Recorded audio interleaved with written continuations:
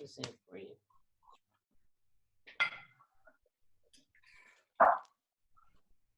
Oh, it's got the original one and the new one. It's 6:30, Mayor. Yeah. Okay.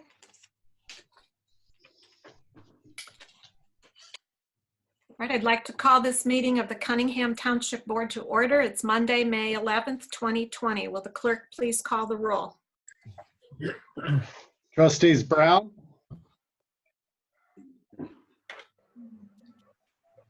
I see him. I'll come back. Colebrook, Here. Hersey, Here. Jacobson, Here. Jacobson, Miller, Here.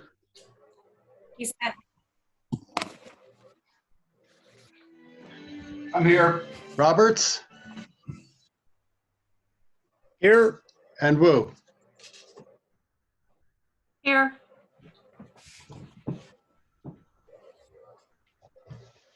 We have a quorum. Mayor Marlin, Next up is minutes from here.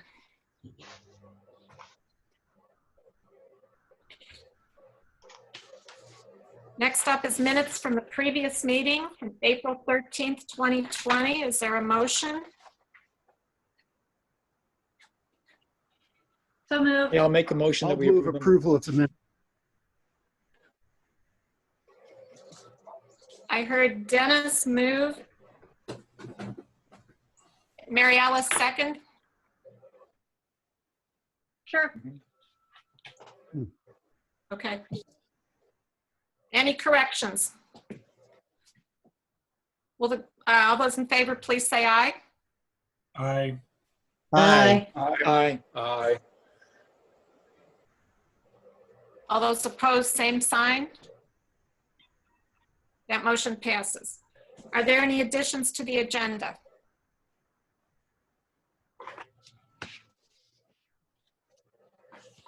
Seeing none, public participation. Does anyone wish to address the Cunningham Town Board?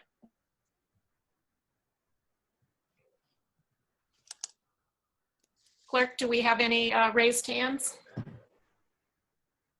I don't see any. Okay.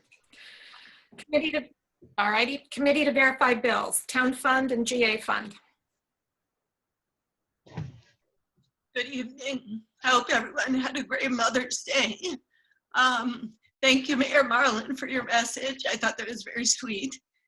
The town bills this last month in the town fund, we had $51,124.54 in expenditures. In the general assistance fund, we had $73,330.80 in expenditures. The total was $124,455.34 in expenditures. And just in terms of our statistics, we have 150 participants as of May 1st, up from 133. 63 are homeless. Last month, that number was 55. We did, of that homeless group, 28 have found temporary housing for COVID shelter in place since the order went into effect. It's a larger number of males, 97 men and 62 women and 0 transgender. The average age has stayed stable around 46, slightly lower than last month. We have served 265 total Urbana residents with general assistance this year. And of that, 113 have been homeless, or about 43% of the total. You'll also see in the bills that we had 4 general assistance cases, down from 5 last month. They've all been eviction prevention. We also did 8 COVID rental assistance supports reimbursed by the United Way Fund this month. Our total household serves have been 99, average of about 10 a month. I'm happy to answer any questions folks have about the bills. Any questions for Danielle?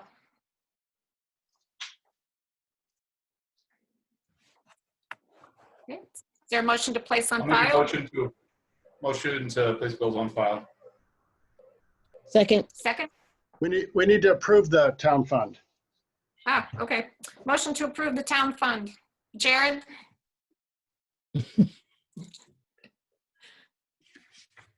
Motion to approve. Sorry, I'm leaving my mic.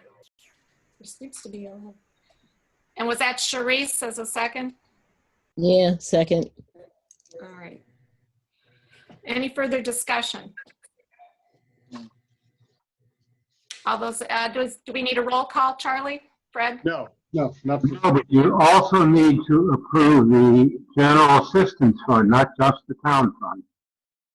That's correct. It was So the general. I'll make a motion to approve the general assistance fund as well. I'll second. All right. So we have, let's just take them individually since they were made individually. All those in favor of approving the town fund, please say aye. Aye. All those opposed, same sign. That motion passes. We also have a motion for approving the general assistance fund. All those in favor, please say aye. Aye. All those opposed, that motion passes. Reports of officers. So as you see in my my supervisor memo, which went out on Thursday, our COVID rental assistance fund, which is countywide, is specifically for folks who are unemployed due to COVID. This includes undocumented families. We dedicated 7,000 and United Way and Community Foundation dedicated 20,000. We've served, as of the time of this memo, there's actually a number since, 17 households to date. I think as of today, I looked and we're at 23.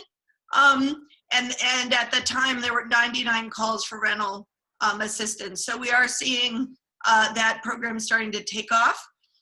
We also prepared for the town board the assistance increases. You'll see that essentially before we did case closures, we were at 158. I then closed 8 cases, most of them for people who have moved out of the township or gotten on Social Security, since we are not doing terminations due to the community work program. The Angel Donor Fund continues to bring in funds. We have raised a little over 32,000. 23,000 of that has come in since COVID.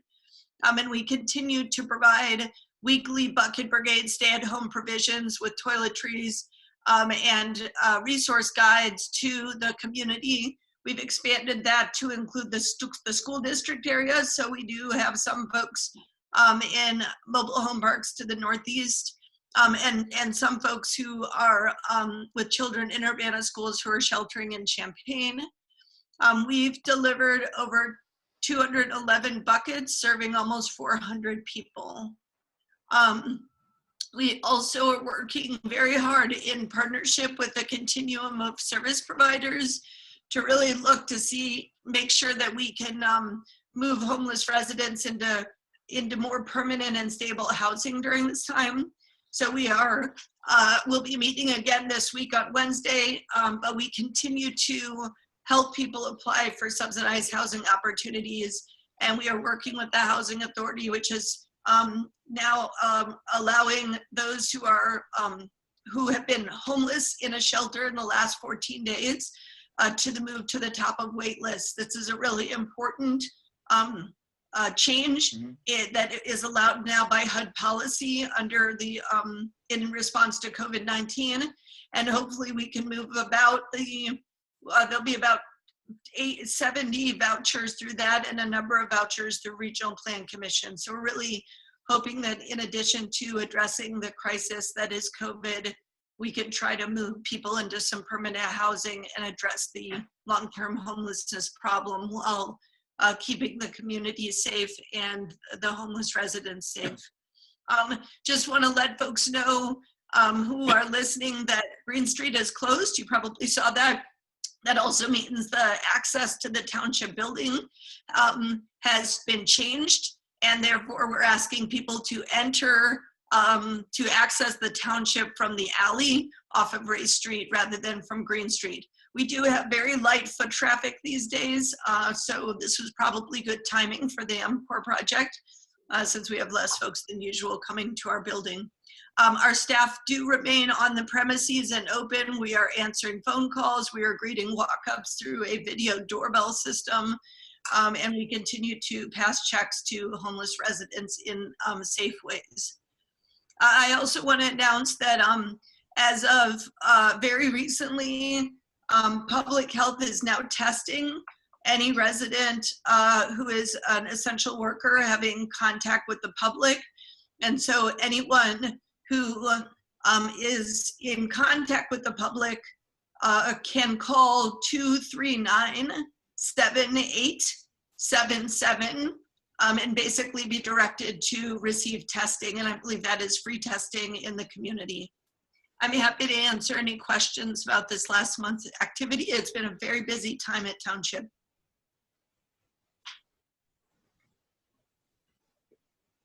Diane, can I ask a question? Yes, go ahead. Danielle, I was hoping you could expand upon what the COVID Relief Rental Assistance Fund actually does, if you could tell everybody. Absolutely. So the COVID Rental Assistance Program, and there is a link in the supervisor memo to the RPC website, but essentially this was we launched this in partnership on March 25th, and it's 1 month of rental assistance. So whatever they're paying for a month on their lease, we would provide for individuals and families that have been laid off due to the pandemic. It's a one-time payment up to $700 maximum. And it's for people who essentially do not qualify for unemployment insurance. Because as you know, the federal government has added a bonus on unemployment. So folks are generally taken care of. But for those who are undocumented, for those who do not qualify for unemployment, cash economy, other kinds of things, essentially as long as they live in Champaign County, they're not receiving any housing subsidies and they had earned income prior to the governor's shelter in place order. And they can up to 250% of the federal poverty level. They can essentially call the hotline that we have set up with RPC has set up a hotline, and that number is 877-548-4205, and that's the number that people can call to be routed either to COVID rental assistance, or if they do have income, they will be routed to our standard countywide program. That phone's been ringing off the hook. Okay, thank you. Any other questions? Bill. Yeah, thanks. I'm encouraged, especially because the township has such a good background experience in working with a lot of various agencies that are receiving additional federal and state money to help support people. So I think by leveraging that money with our expertise in the township, I think that's really important. I had a couple questions on the, it's really encouraging that people could get out of the shelters because that's a big public health risk to have people in crowded conditions. Just wondering if there would be enough, if there's been discussion, if there'd be vouchers to also kind of prioritize people that are living in crowded conditions, like 2 families in 1 house, to try to, if they're already on the waiting list, to get them moved up in the list. So, and is this part of the CDBG money, the new money that's coming for that you've been discussing at the continuum of care meetings? So a couple of things. First, the Housing Authority received money specifically to PHAs. Excuse me 1 second. My dog is well.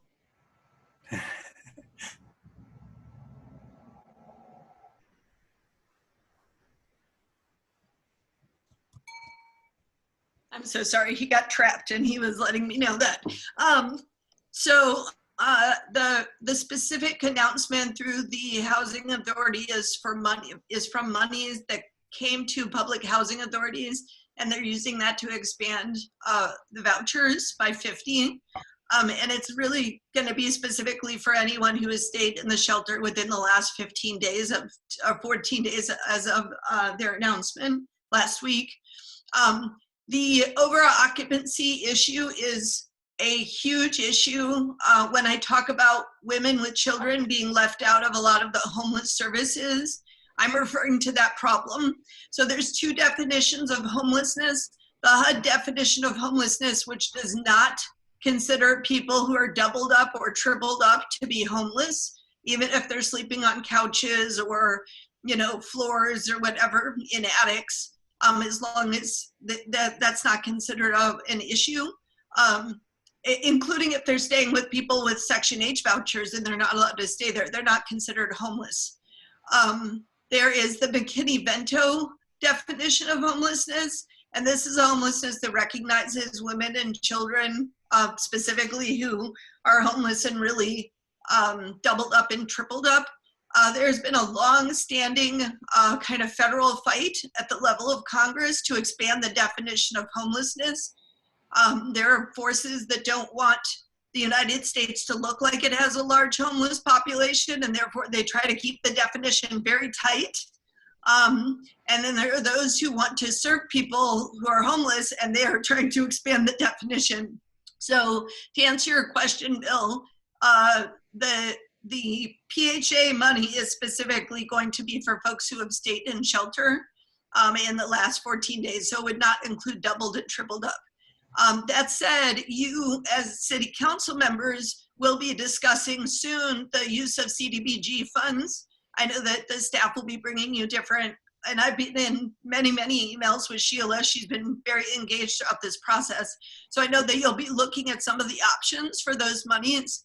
I know that the big issue right now is the outbreak in Rantoul Foods, and we have, as of this afternoon, 82 positive cases out of 700 employees at that location.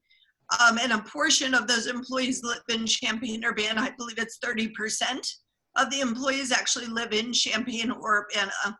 So it's a public health crisis that's near to home, and it's something that we need to address the issue of concentration and densification. But there are not a lot of tools to do that right now, except, and this is my last statement, it's very important for the public to know, both City of Champaign Township and Cunningham Township consider families that are doubled and tripled up with children to be homeless for our rental assistance program. And he recently changed his rules so that he could address that population, and we have historically addressed that population. So we are going to be getting the word out. I called Rantoul Township Supervisor, Mr. Rusk, and we're talking tomorrow. I want to let him know about that program. I'm reaching out to all the immigrant rights groups, and I'll be reaching out to the homeless service providers, and I announced this to public health. So for those who have the money to actually de-densify and support 2 households, there is that deposit assistance or first month rent assistance. So we're hoping that we can help some individuals that way, but there really is a longer term need that can't be addressed from our program, to be very honest. Thank you, that helps a lot. The other question I had is about the bucket brigade. I know there's other organizations that do food distributions. I don't know how many of them are doing deliveries. Is there any way to coordinate with them to make sure our clients get on their lists as well? And is the bucket brigade, is that red herring meals? It looked like there were some charges for. Yes. So so our specific bucket brigade is a partnership with the Channing Murray Foundation, where we pay at cost for meals. There's 3 meals if you're a single or double. If you have 4 or more people, we deliver additional meals to their houses. They also, with the meal, bring a bucket of 2 weeks of provisions and guides, toiletries, a face mask, etc. And so that partnership has been going for the last 6 weeks. I'm in close conversation with, what is it called? See You Together, and other agencies that provide food. And for those that have additional needs, we do direct them. But we also have a number of partners directing people to our program as well. There doesn't, there's still a lack of food support in the community. So we're all partnering together the best we can to meet that need. That's great. I know one size doesn't fit all, and especially if someone's in a hotel or someplace where they don't have a kitchen, they need to have prepared meals. Absolutely. Mm-hmm. Any other questions? Okay, thank you. Wayne Williams, did you have a report?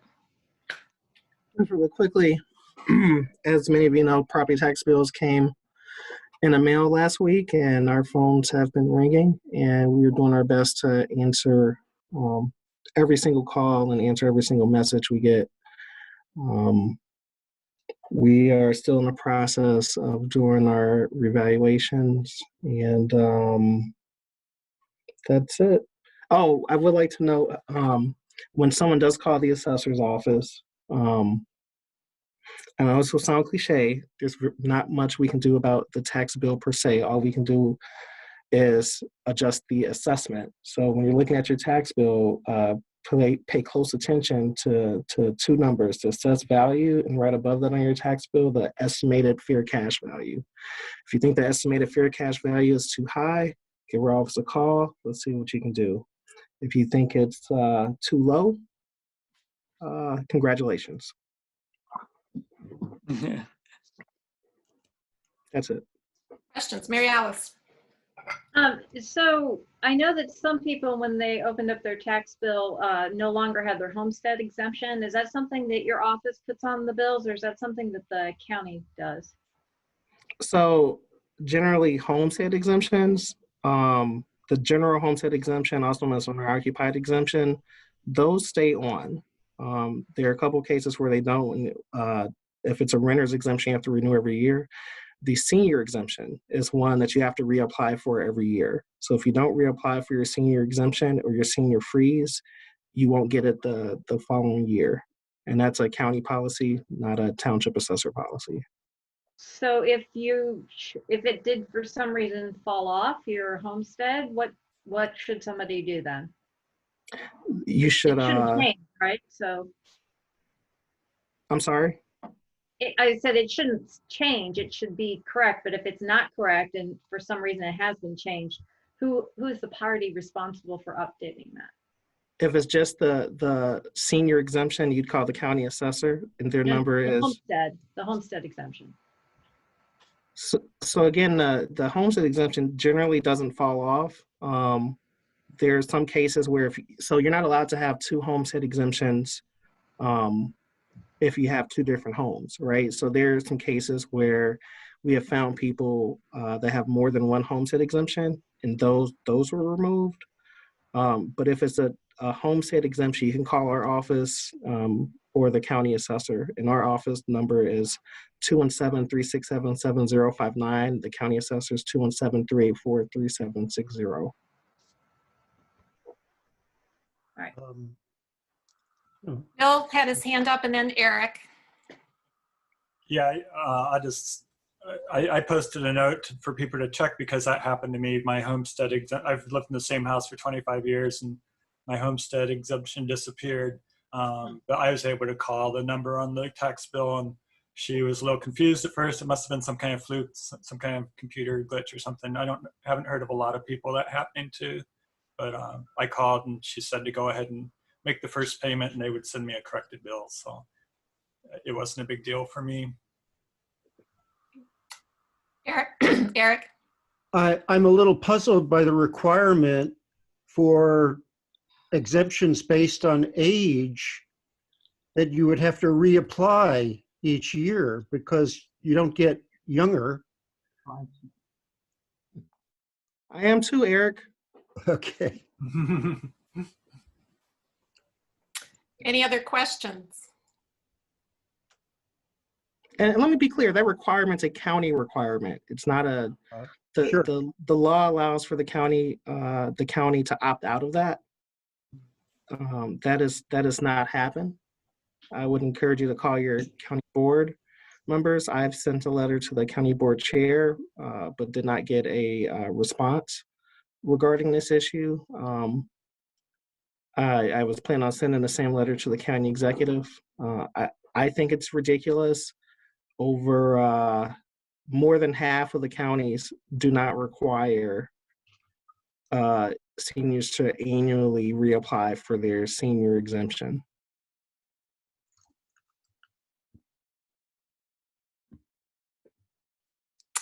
Okay, sounds like a good issue for the county board to take up.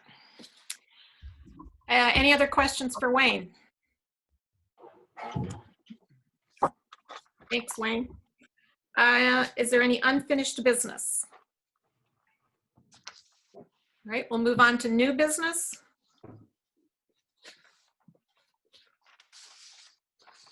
Ordinance number T 2020-05-001.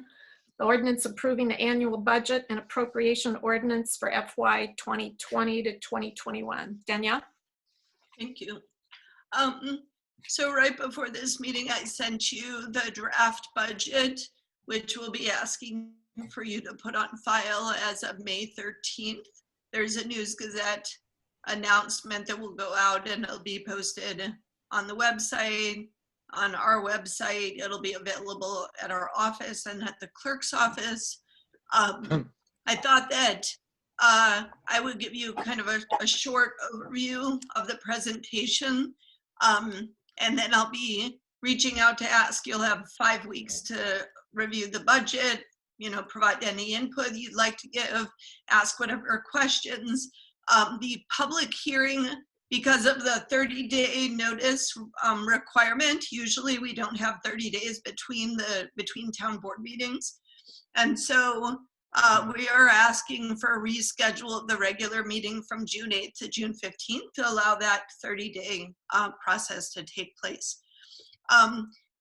If you, for some reason, were not able to access your, I see there's not a chat in Zoom. So since you may have not been able to access your email, if you go to tinyurl.com/township budget, you will also see a version of the budget, the draft budget. So just in case you're having trouble with email, tinyurl.com/township budget will also get you there.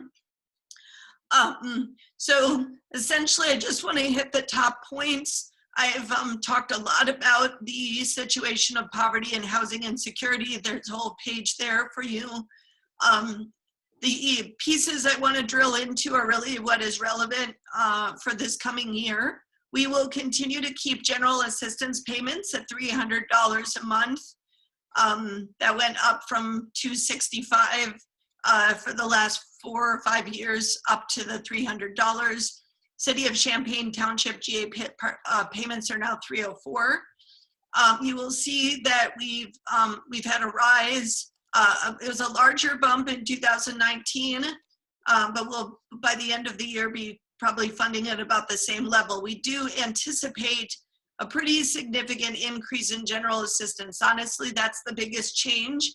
I anticipate 190 clients on average. I'm really hopeful that we can keep it at that. The budget then to cover that 190 clients at $300 a month, we're budgeting $684,000. I've also increased the rental assistance budget. I expect, especially when the eviction stay is lifted, that we will have a number of eviction prevention and rental assistance requests. We're estimating 200 Urbana households will be served at an average of 600. It is the case, however, that because of the CDBG funds, state and federal dollars, there's a lot of different partners coming to the table. We may not need that full amount. And maybe in a month, within this month, I might have a better sense of what that budget could look like. But I have budgeted liberally, I guess, for rental assistance. I have unfortunately had to go down in consolidated social service funding as we see rises in GA and RA even before COVID.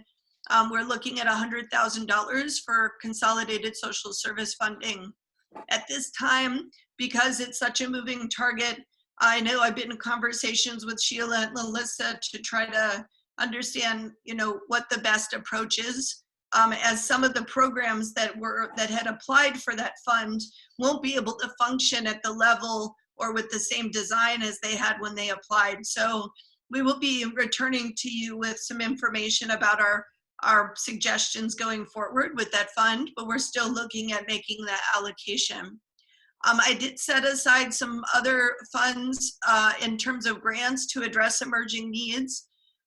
We believe that, as things are changing, it's very difficult to predict the future. So we've set aside $68,000 in emerging need situations. I have increased staff hours slightly, but as you'll see, there's really no increase in staff costs beyond anticipated rise in healthcare. So we've basically we have a number of people who are working part-time as per their choice, and that does help us to control our staffing costs.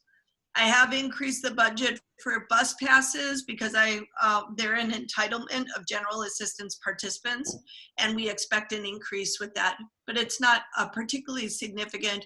I have been able to come down on our internship program some. I think we'll keep the same level of interns, but we had a smaller than expected expenditure this year. And I am anticipating more angel donor expenses as we see more angel donor funds coming in. I think we'll see Social Security recovery payments, which really ballooned this last year thanks to our SOAR advocate part-time position. We expect to capture about $25,000 in the next year, and that covers that position. So that's wonderful. We over doubled the income from the year before with additional advocacy around that. So that's been great.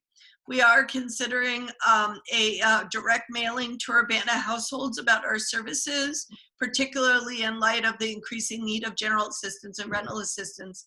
Honestly, and as you know, there's a lot of people who are facing unemployment or insecurity in their rent, sometimes really for the first time in their life. And it's important that people know the township is there for Urbana residents, and that's what their dollars go towards. I think the only other thing I would mention is, we did do a decrease, or we did a payout with Carl Hospital. And so you'll see that balance in terms of that fund has decreased. Wayne, I'm not sure if there's anything you'd like to add from your memo. I'll kick it to you if you want to add anything. I'll just kind of go over the top lines. Overall, the assessor's budget, I'm looking for an increase of just over 2%. Though the vast majority of that is to purchase a new server for our office. And I'm still getting quotes on that expense. What you're gonna see is when this fiscal year is over, I am gonna vastly underspend this fiscal year, which is a good thing. A lot of that has to do with we didn't get the amount of appeals, commercial appeals, despite a rather hefty increase in commercial assessments. However, I kept that line item even because there's likely going to be another increase in commercial assessments. So we want to be prepared in case we need to get appraisals and defend our assessments. Any questions? Oh, the healthcare line. I am anticipating a 10% increase in healthcare, but you'll see that the line is even to last year because of a change in an employee mix. Any questions for Wayne? I would like to add that we are reaping some of the benefits of paying down our unfunded IMRF liability. Our IMRF employer contribution is lower than it has been since I or Danielle have both started here at the township. Jared and then Mary Alice. Wayne, I had a general question that I guess would go to you and Danielle, since both of your budgets are in this, and that's, I mean, I guess we don't really know where funds for the city and the taxing bodies in general, how they're going to be affected by COVID. And, you know, obviously we're going to be impacted. There's no ifs, ands, or buts about it. Are both of your budgets, I know Danielle, you said you had a 68,000 set aside, but it sounds like it's kind of earmarked to be for needs rather than budget shortfalls. Are we anticipating a 5% decrease, a 10% decrease? Are we anticipating any of that in these budgets you guys are proposing? I think that the tax assessments are out for this year, so I would assume that we would see decreases in the year after. Certainly the grants program is a place where the other grants program is a place for contraction if need be. I've also listed in the section about the levy, I've shown that essentially, you know, as I have mentioned to you before, we have originally saw general assistance go back to its historic averages, which is higher than the total tax levy because of a reduction in the tax levy in 2015. And now with COVID, we're seeing a spike. And we could see, as I said, up to 190, maybe even 200 general assistance participants. If that's the case, I basically laid out some options. One is to reduce costs with the potential elimination or constriction of programs and possible cuts in staff.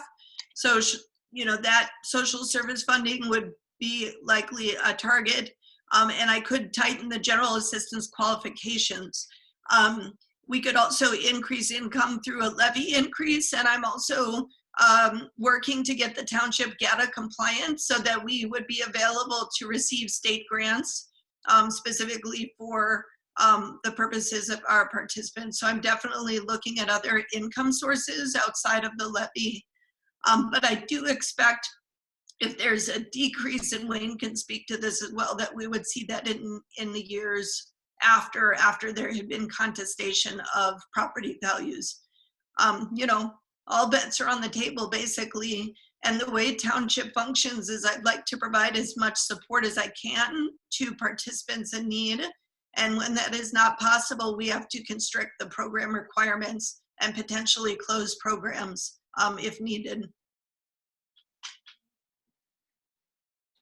Diane, before you have a motion, there's an error in the agenda entry. This is not a motion for an ordinance approving the budget and appropriation ordinance. It's a motion to designate the tentative budget. Then To designate, can you repeat that? Motion to designate the tentative budget. Designate the That's- tentative budget. Okay. Yes. Okay, thank you. I just want to add, you know, the main source of our revenue is property taxes. Historically, property taxes are a very stable revenue source for government. We don't rely at all on sales tax. We rely on a little bit of personal property replacement tax, which is that particular income stream is more tied to the economy. We rely a little bit on interest income, very little bit on interest income. And while we were able to increase that through better negotiations with our banks, we live in a time where interest rates are near zero. So that, but again, we don't rely that much on, our main source is property taxes, and that's a very stable source for government. Okay, any other questions? Mary Alice. Danielle, I'm wondering, can you tell us roughly what you expect the balance to be after your proposed amounts for your budget? Because I know that we've been spending down what we've had in surplus. I'm wondering what the bottom line in surplus would be if this budget was passed as proposed? Absolutely. Yeah, so if you want to go to the very last page of the budget, there's a beginning balance and an ending balance. And then you can also look by fund. Each fund has a beginning balance and an ending balance, and that's also in the listed in the ordinance as well.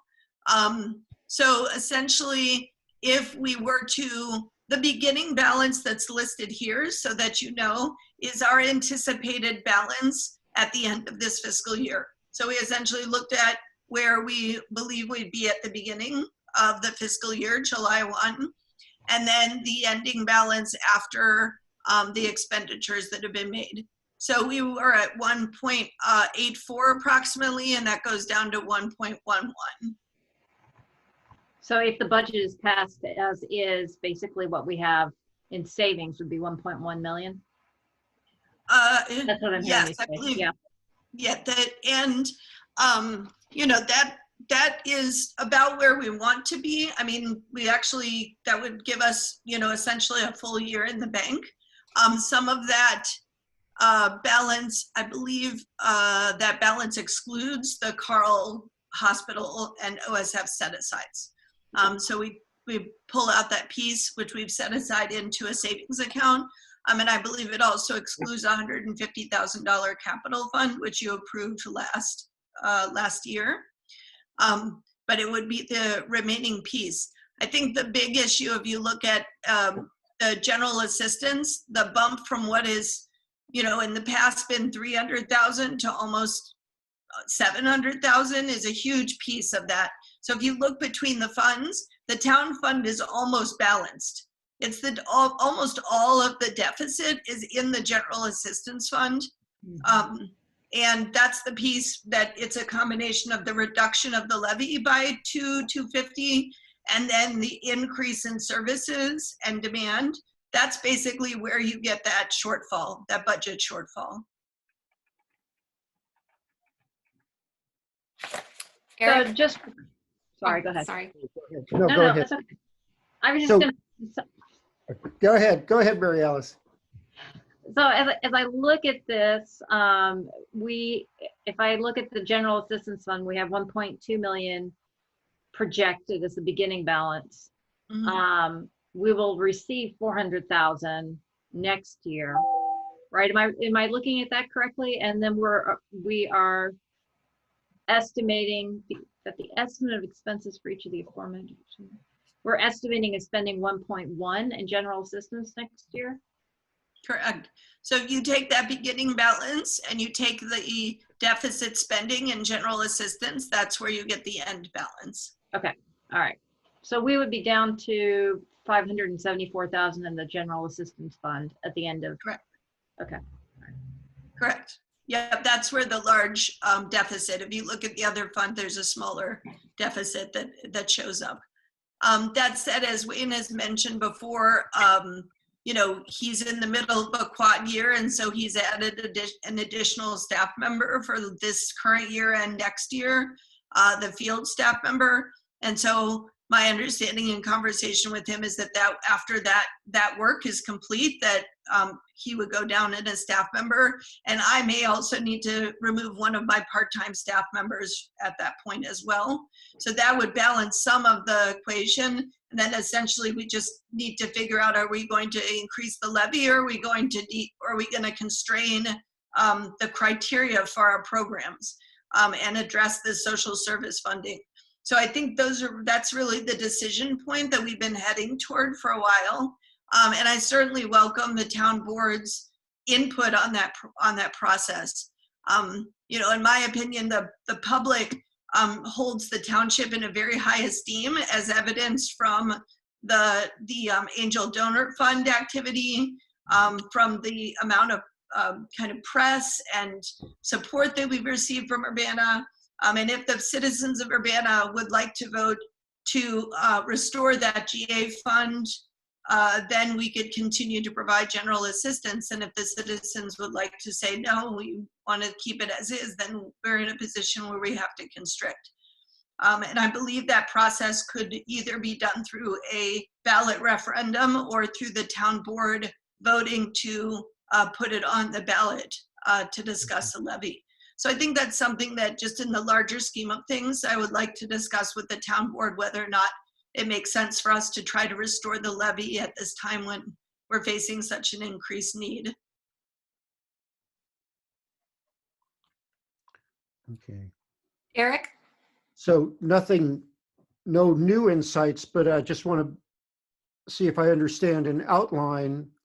This coming year, we're going to take down a little over half of the funds that we have for general assistance, from 1.2 million to 400,000. And obviously that can't continue for yet another year. So Correct. you're saying at that point, there's a hopefully there's a choice, at least a somewhat difficult choice, but hopefully by that time there will be a readily available vaccine and economic activity and jobs will be restored to close to normal. Am I Yes, I understanding mean, I the whole thing? have budgeted for a, I'm hoping we will consider it a worst case scenario.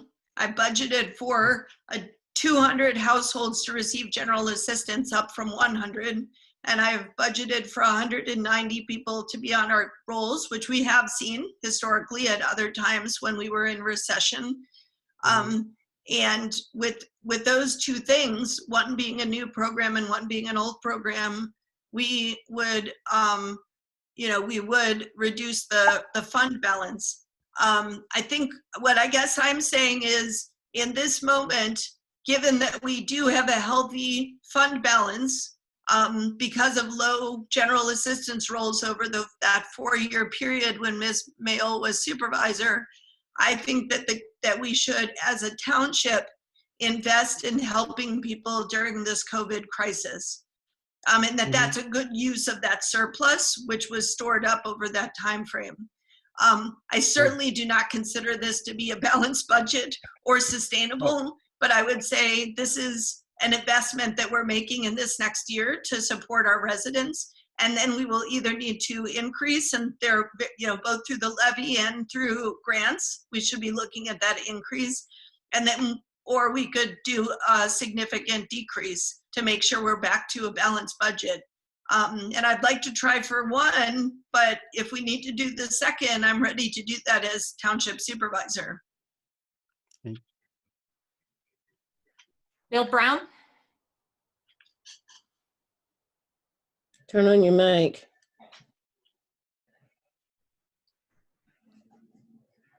Yeah, I'll move to designate the tentative budget for fiscal year 2020 to 2021 and place it on file. Is there I'll a second second? that. Moved by Bill Brown, seconded by Eric. Any further discussion? Is this a roll call vote, Fred? No. All those in favor, please say aye. Aye. Aye. All those opposed? That motion passes. Second motion is to reschedule the regular meeting of June 8th to June 15th, 2020, and this would also begin at 6:30 p.m. Okay, I'd make the motion that we reschedule that meeting for June. As Second. indicated. Was that Jared? That was me. Okay. Moved by Dennis, seconded by Jared. All those in, any discussion? All those in favor, please say aye. Aye. Aye. All those opposed? That motion passes. And with no further business before the town board meeting, we are adjourned, and this will be followed by the Urbana City Council meeting. Thank you. Thank you, so much. Danielle. Everyone stay safe. Thank you. too.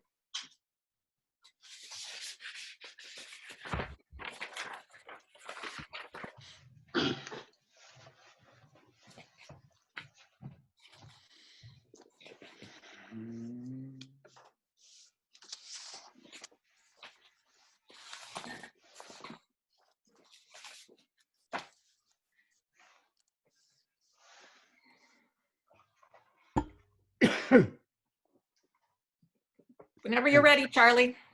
All You're ready? set. Okay. Good evening. I'd like to call to order this meeting of the Urbana City Council for Monday, May 11th, 2020. Will the clerk please call the roll? Council members Brown, Here. Colebrook, Here. Hersey, Here. Jacobson, Here. Miller, He's muted. Roberts, Here. Wu, Here. Mayor Marlin, Here. Miller's here. Councilman Miller. He's back. Okay. Next is approval of minutes from the previous meeting of April 27th. Is there a motion to approve? I'll move approval of the minutes. A second. Moved by Mary Alice, seconded by Sharice. Any additions, any corrections to the minutes? All those in favor, please say aye. Aye. Aye. All those opposed, same sign. That motion passes. Next item on the agenda are public input and presentations. Before we take public input, I wanted to make a statement to address some of the concerns that have been raised over the past few weeks. Following public input, there will be two presentations on our update on the financial impact of COVID-19, as well as an update on the business outreach and comp plan activities that have been taking place so far. And after that, there will be a proclamation on National Historic Preservation Month. So this is a memo to the Urbana City Council, and I will be providing a copy of this after the meeting. I just didn't finish it in time to get it out before.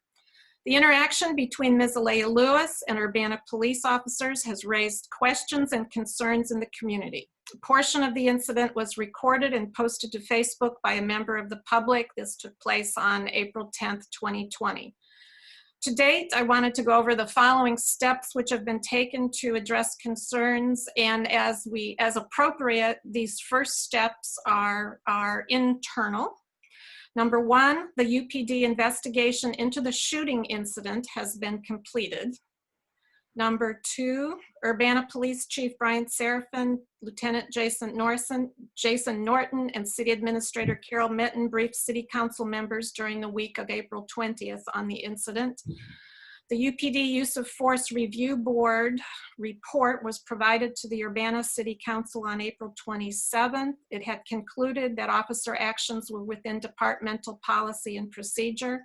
State's Attorney Office also provided an opinion that the officer's actions complied with state law. Urbana Police Chief Brian Serafin and Lieutenant Jason Norton presented an overview of the incident to the Urbana City Council on April 27th, 2020. Included in the presentation was body camera, dash cam video from the incident. The video footage was cleared for release by the Champaign County State's Attorney's Office, and the State's Attorney also participated in the presentation on April 27th and answered questions from the City Council. Over the past few weeks, elected officials have received many emails and messages. I've read every message received on this topic. I've met with leadership of the Urbana Police Department and city administration several times, and have spoken on the phone with a number of community leaders. On Friday, May 8th, 2020, I convened a Zoom meeting of the following people: Ms. Minnie Pearson, President, the Champaign County NAACP; Chief Robert Moore, retired, United States Marshal and Chair of the Criminal Justice Committee of the Illinois NAACP State Conference; Ms. Carol Spindell, President of the Champaign County ACLU; Reverend Florence Kaplow, Unitarian Universalist Church, Urbana; Mr. Tracy Parsons, City of Champaign Community Relations Manager and Compliance Officer, and he was representing also the Champaign County Community Coalition. And from the City of Urbana, attending were Ms. Vasilia Clark, Human Relations Officer, Urbana Police Chief Brian Serafin, and Urbana Police Lieutenant Joel Sanders, and myself. We had a frank, dialogue centering on what happened on April 10th and identifying steps that we could take to increase trust, improve relationships and communication between law enforcement officials, the city, and people we serve. The group identified 3 areas as a top priority to focus on next. So I wanted to describe what the next steps will be. The first area of focus was charges against Aaliyah Lewis. Ms. Lewis is currently charged with 3 counts of aggravated battery against a police officer and 1 count of felony resisting arrest. I want to make sure the public understands that any decisions on the actual charges that are pursued in the case lie with the Champaign County State's Attorney's Office. The city does not have the power or the authority to drop charges in this case. However, we do have the ability to advocate for certain outcomes. And I am going to be advocating that, and I believe that Ms. Lewis should be offered resources and services, such as that available through the drug court option at the county level. And I'm going to advocate for this and other options. The state's attorney has also publicly supported these alternatives as an option for Ms. Lewis. And she stated as much in the April 27th City Council meeting.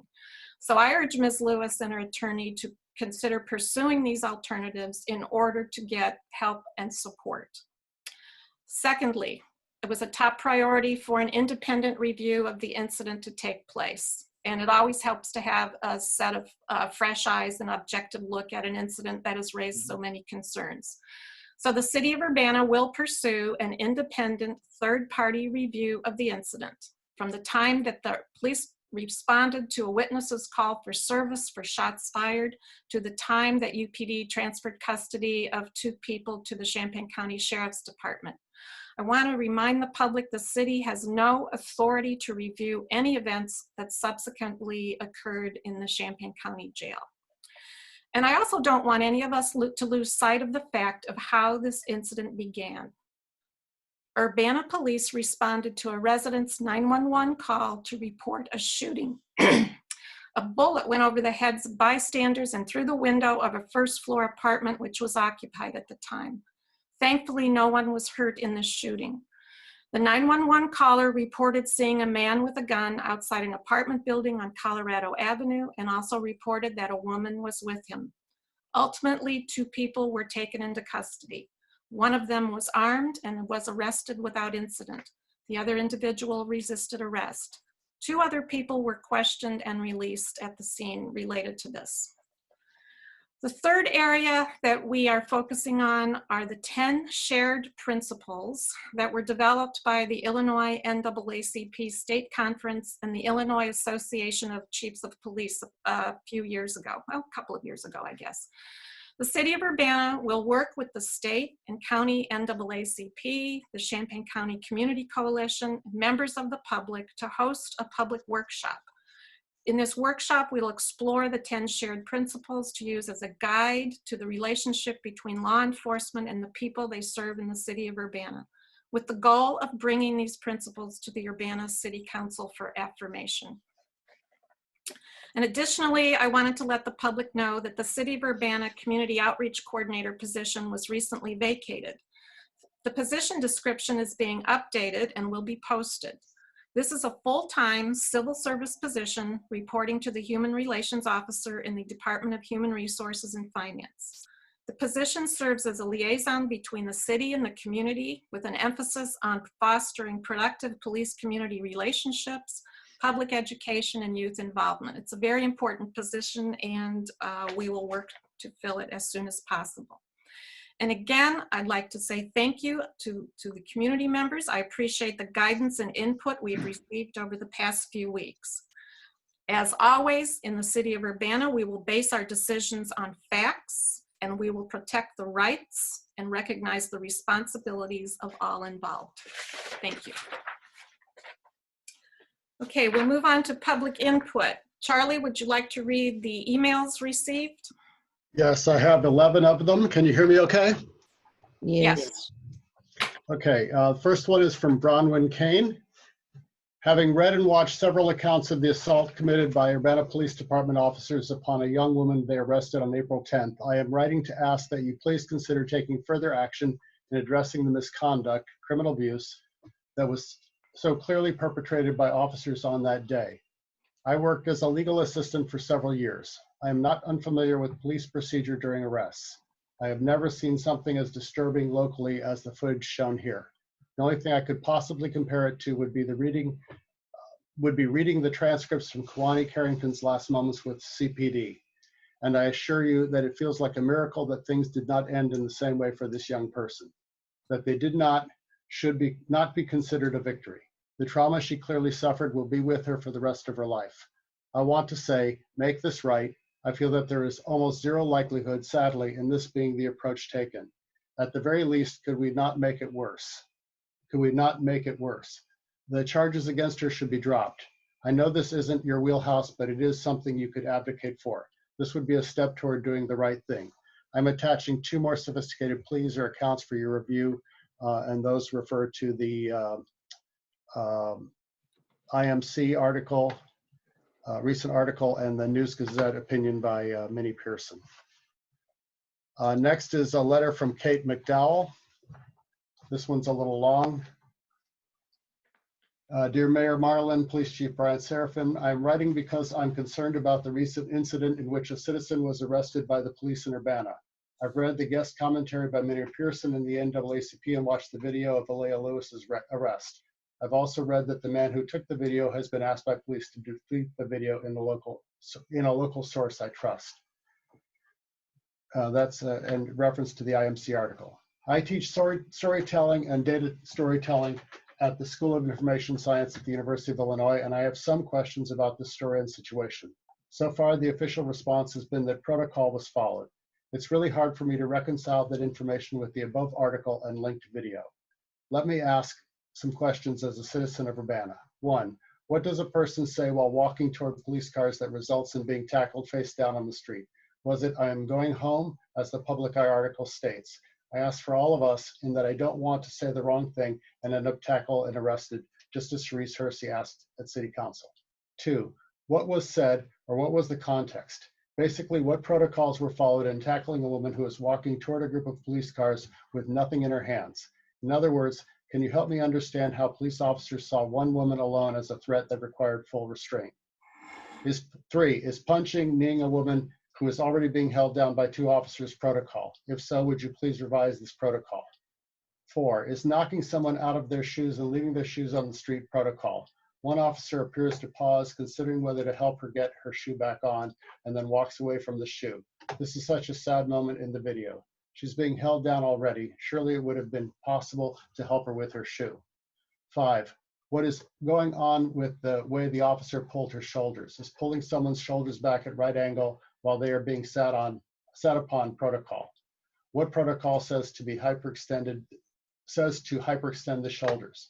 If there is such a protocol, please revise it, because anyone I know would be injured by such an extreme stretch while already under stress and a full body trap. These questions about shoes and shoulders lead me to this question. Is it the goal of city police officers to induce or increase a sense of helplessness or panic? Can you please help me understand what police are and are not taught about trauma and panic?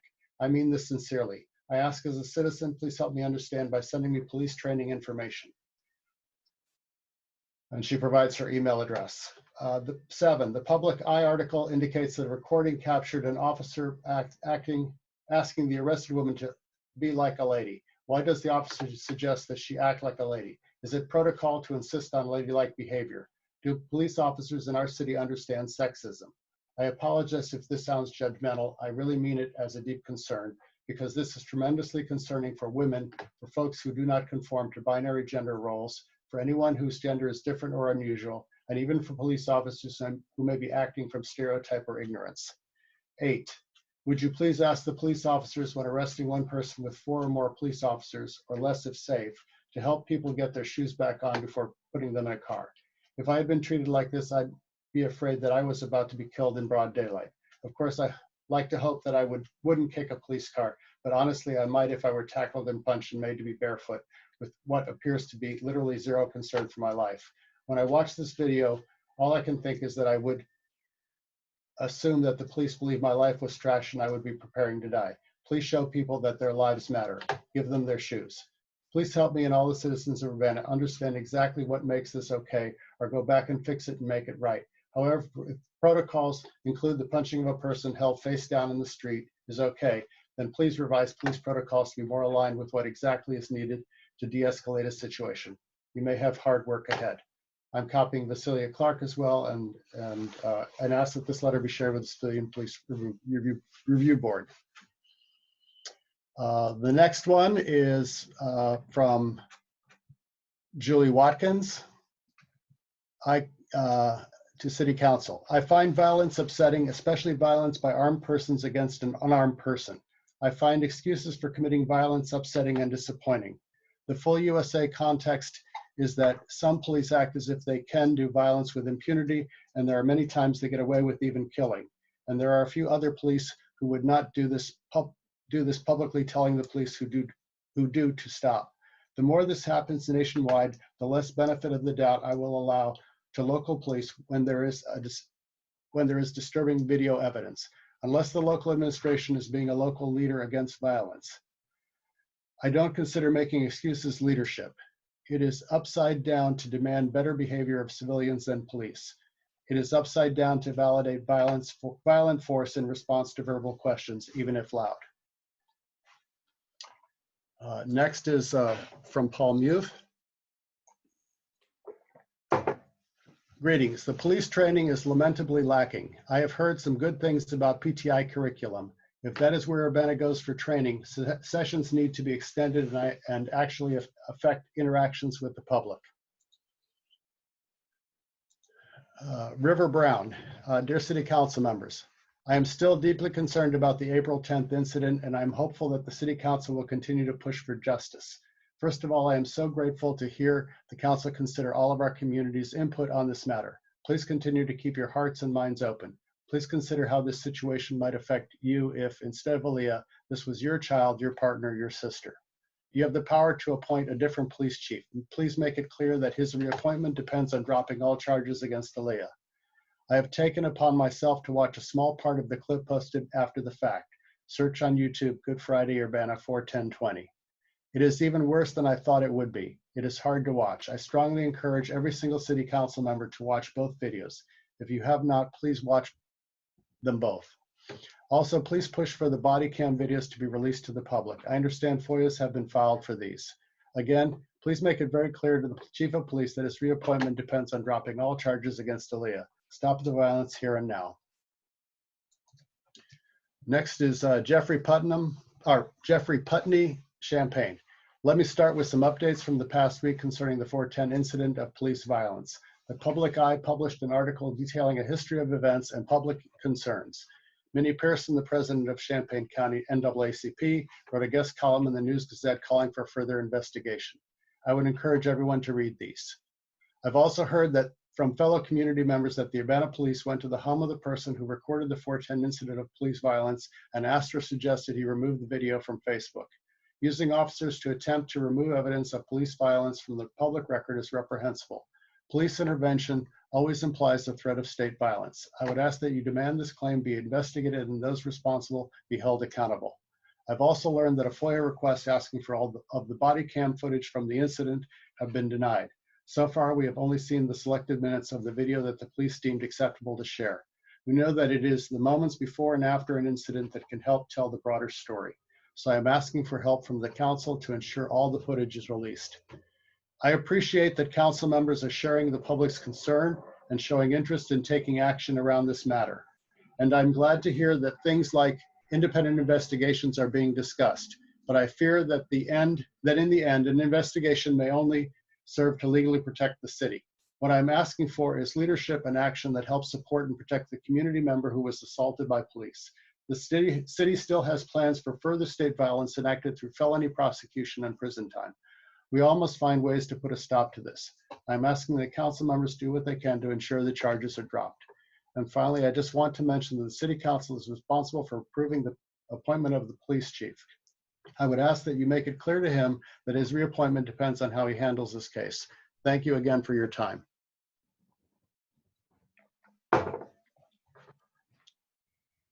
Next is Elizabeth Simpson. Dear council members, in regard to the April 10 incident with UPD, I'm heartened to hear that some of you are listening to my and others' profound concerns for the health of our community, physically, but also psychologically and emotionally. This incident has once again induced terror in many citizens of CU, and we need you to show that this matters and that you will take right action to remedy the harm. Having just watched the more recent footage, I am absolutely terrified to see that about minute 140, an officer runs over with a gun raised and proceeds to jump onto Miss Lewis's body with gun loose and flying around. At minute 205, there are 3 large men around Miss Lewis who is face down on the ground. One of them is sitting on Miss Lewis and the other 2 are at each side, apparently engaging her hands. She says you are racist, and the officer on top of her immediately raises himself to knee her with his weight, at which time his rifle also flails and lands against her body.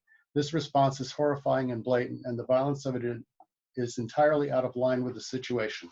And honestly, I'm not sure whether I would be more or less disturbed if it were a police officer doing it. But as they continue to restrain Miss Lewis, I want to emphasize the point about the irresponsibility of the rifle that I began with. There are a full 2 minutes of time where the officer is moving in the rifle in every which way, entirely out of control, moving about the body of this prone woman as a large man sits on her. This entire incident could easily have gone an even worse direction without a lot of imagination. So many historical forces have converged to make that moment possible. The moment of 3 men holding a woman down, then taking additional action to hit her. The moment of 3 white men holding a black woman down and then taking additional action to hit her. You now have the opportunity to change that history. So as we sit on the precipice of a future you have a hand in shaping, I would like to ask you to take a moment of gratitude right now that we are not writing to you about yet another accidental death of an unarmed citizen at the hands of police. And I invite you to remember that there are no accidents when harm can be anticipated and prevented. And then I ask you, what are you going to do to repair this harm? What are you going to do to make sure this doesn't happen again? Second question will take a while to implement, but the first is simple. Insist that the charges against her be dropped and make it clear to the chief that his appointment depends on it. Thank you for your commitment to doing not what is easy, but what is right. Next is Ron Kester. At last week's committee of the whole meeting, several council members registered surprise about the continued outpouring of community concern and anger about the assault against Aaliyah Lewis by Urbana police. Other council members called for dialogue, not demands, from the public, as through the actions by the city in the preceding months were not all but designed to prevent dialogue and forestall independent critical inquiry. More to the point, why does it require concerned citizens doing our own investigating and fundraising, sharing evidence and expressing outrage in 3 minutes or less week after week, for the city to acknowledge that it has a civil rights emergency on its hands? And once acknowledged, what's the city's plan for proceeding in a way that dignifies the gravity of the situation and the need for redress? I support the following, and I hope you do too. Charges should be dropped against Ms. Lewis. An apology should be issued to Ms. Lewis by the city of Urbana. An independent investigation of the incident should be conducted. Just as important as these recommendations, the city of Urbana needs to develop a plan to respond to civil rights emergencies in the future. A civil rights emergency response would not defer to arguments about guilt and punishment. It would proceed with an awareness that personal harm has been done, public safety has been compromised, and the community must come together to discuss solutions. As a community, we have inherited a history of racist violence and injustice. And though we didn't create these conditions, we are morally bound to respond to them when they appear. Many thanks.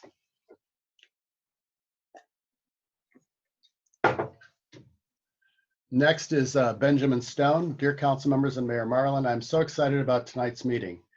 I'm really looking forward to hearing about how the charges against Aaliyah Lewis are being dropped. How great it will be to hear that announced. And when you tell us that the officers involved have been suspended, absolutely the right choice, and I'm so glad that you're finally taking that step. How proud I will be again of my city representatives and of my mayor, when before the meeting ends, they tell us that an independent investigation was the right choice from the beginning, as opposed to an objectionable presentation by the police that repeatedly presented lies, sinned by omission, and literally violated Ms. Lewis's civil rights. That is this meeting tonight, right? I sure do hope you don't put off doing the right thing for yet another week, and another, and another. Make it tonight, friends. Next is Jane McClintock.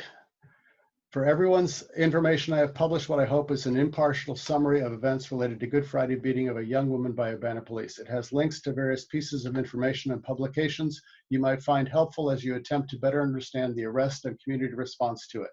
I hope this will help community and council to have access to the relevant facts. It can be found at publiciucimc.org. I would like to express my continued encouragement for the council, mayor, and Urbana Police Department to apologize to the victim and do whatever is within their power to have all charges against her dropped. I also want to comment about the larger issue. We know she is not the only victim. The Urbana Police Department expressed on the 27th that what happened on the 10th is acceptable behavior. Public comment has been overwhelming and staunchly opposed to this view. We can no longer ignore the fact that the police department's idea of acceptable use of force is not in accordance with the community it serves. I would like to offer a few easy, actionable steps the city can take to begin to remedy this issue. I'm sure that as we continue this dialogue, we will be able, as a community, to come up with many more. 1, City Council and the Civilian Police Review Board should review every use of force by the Urbana Police Department as a measure of transparency and accountability. 2, brandishing a weapon should be considered a use of force in Urbana, as it is in Champaign. 3, city staff should compile and publish a statistical report to help the council, community, and police department understand the demographics and neighborhoods most affected by police use of force in the last 5 years. We should continue to monitor and regularly review these statistics going forward if we are not already doing so. 4, pursuant to calls for dialogue and collaboration, City of Urbana should collaborate with community organizations to host a forum on police brutality and use of force. 5, the Urbana Police Department should adopt the Illinois Chiefs of Police and NAACP's 10 shared principles. 6, the Civilian Police Review Board should be given power to review police conduct when concerns are expressed without the need for onerous forms, affidavits, and notary publics. 7, the City Council should appoint a chief of police who will support the community's desire to combat racist violence in our city. These are just a few ideas of action we can take now. I am confident that as we come together as a community, united against bigotry and violence, we can do much more. As undoubtedly you are aware, Urbana is not alone in this. There have been horrific stories from around the country of racist violence in the last weeks. Let's stand out in our ability to respond productively to the prejudice and bigotry in our community. In doing so, I'm confident we will better serve ourselves, our neighbors, and our police officers. Next is Bishop King James and Reverend Dr. Evelyn Underwood, who state they're continually concerned about the Dr. Ellis subdivision sewer problem. And the last one I have is from Tanya Josek. I am writing to request that the city stop defending police actions, especially ones of violence. In reference to the incident on April 10th, I strongly encourage the city to drop all charges against victims of police brutality. The police were called to the scene to help this woman, and instead of helping her, she was beaten, jailed, and now faces unjust criminal charges. We are told the police are supposed to be there to help us when in need, but this incident, among more, proved this false. The police had no reason to engage this woman as the situation was already under control. The police also had no reason to have assault rifles present. There is never a need for assault rifles except for maybe extreme situations such as war or perhaps a mass shooting, neither of which fall into the situation at hand. It's clear the assault rifles were brought with the motive to assert dominance, which is especially inappropriate for the situation at hand. Again, I strongly encourage the city to drop all charges against victims of police brutality. This is unjust and cruel at a minimum. Okay, that's all I have. Is there anyone on? There are 2 raised hands. Okay. Tracy C. and then Christopher Hansen. Tracy? Hi, can you hear me? Yes, we can. Hi, my name is Tracy Chong from Urbana. Tonight, I'm going to comment on some of the lies told to justify Urbana police officers' actions in beating and arresting Aaliyah Lewis. In their presentation on April 27th, Chief Seraphin and Lieutenant Norton justified the unhinged actions of Officers Cervantes, Ruff, and Coker by saying the officers were responding to a shots fired incident. Chief Seraphin brought up the term school shooter, mall shooter several times in an attempt to paint a picture of an active shooter scenario. However, listening to the 911 call, the caller reports that someone had been accidentally shot had accidentally shot himself. In the 911 call, the caller says, "There's a boy that had shot himself, and he's walking up and down the street with a gun in his hand. I just wanted to report that, because when I was taking groceries in, we heard a loud gunshot, and he fell. But now he's up, stumbling back and forth in the street, and some girl was behind him end quote. Does that sound like an active shooter scenario? From the call, it sounds like someone had accidentally shot themselves and was possibly hurt. Is this the typical response of Urbana Police officers to a medical type call, a report of someone potentially injured from an accidental gun discharge? It seems very dishonest of Chief Seraphin and the Urbana Police Department to spin this incident into a top-level active shooter threat in order to justify the force used to secure the area, and to justify classifying Lewis as an aggressive assailant. There's no mention of the bullet going over the heads of residents in the 911 call, which Mayor Marlin just told us in her update today. Mayor Marlin, why are you lying to citizens? Why do you keep perpetrating these lies? Had the picture of the situation been more like a medical call, where a man had accidentally shot himself and was possibly hurt, there would be no doubt that the use of force and treatment of Ms. Lewis was against policy. So of course, Chief Seraphin had to lie and twist the scenario to justify the actions of his officers. My question to City Council members is this: are all of you okay with Urbana police officers appearing in court and twisting the story in the same way when they testify against Ms. Lewis? Are you okay with Urbana police officers committing perjury when testifying against Ms. Lewis? Mayor Marlin and City Council members, you've also attempted to wash your hands of any responsibility by saying that the city has no say over whether Ms. Lewis's charges are dropped and it is all up to the state's attorney, Julia Reeds. Simple question. Have any of you directly requested that the charges be dropped? And what was the response by Ms. Reeds? I would like to see each of you send a formal letter to the state's attorney requesting for charges against Ms. Lewis to be dropped. Thank you.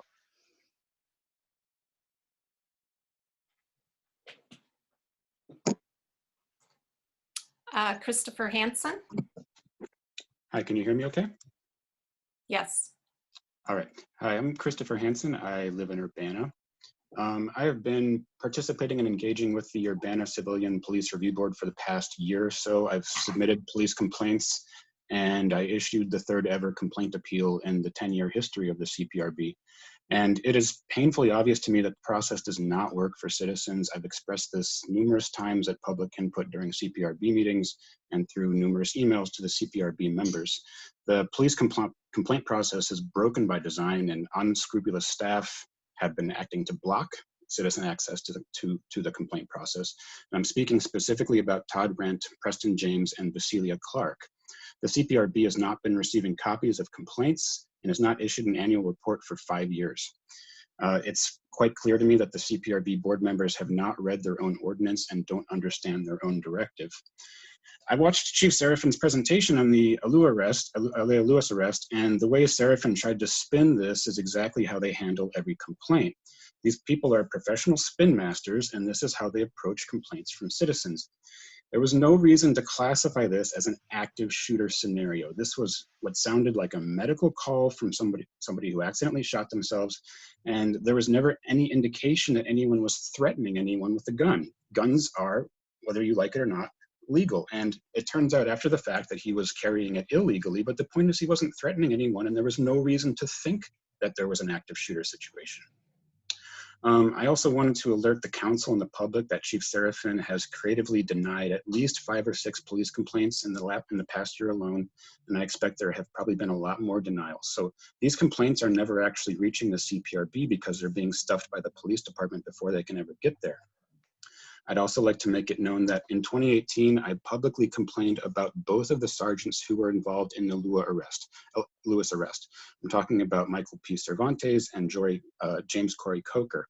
Those complaints were from 2 separate incidents, and both were in regards to the officer's conduct while arresting young Black individuals. And one of those arrests was violent and resulted in the arrestee being injured. That boy was probably around 12 years old. These complaints landed on the desk of Mayor Marlin, and Marlin basically blew me off.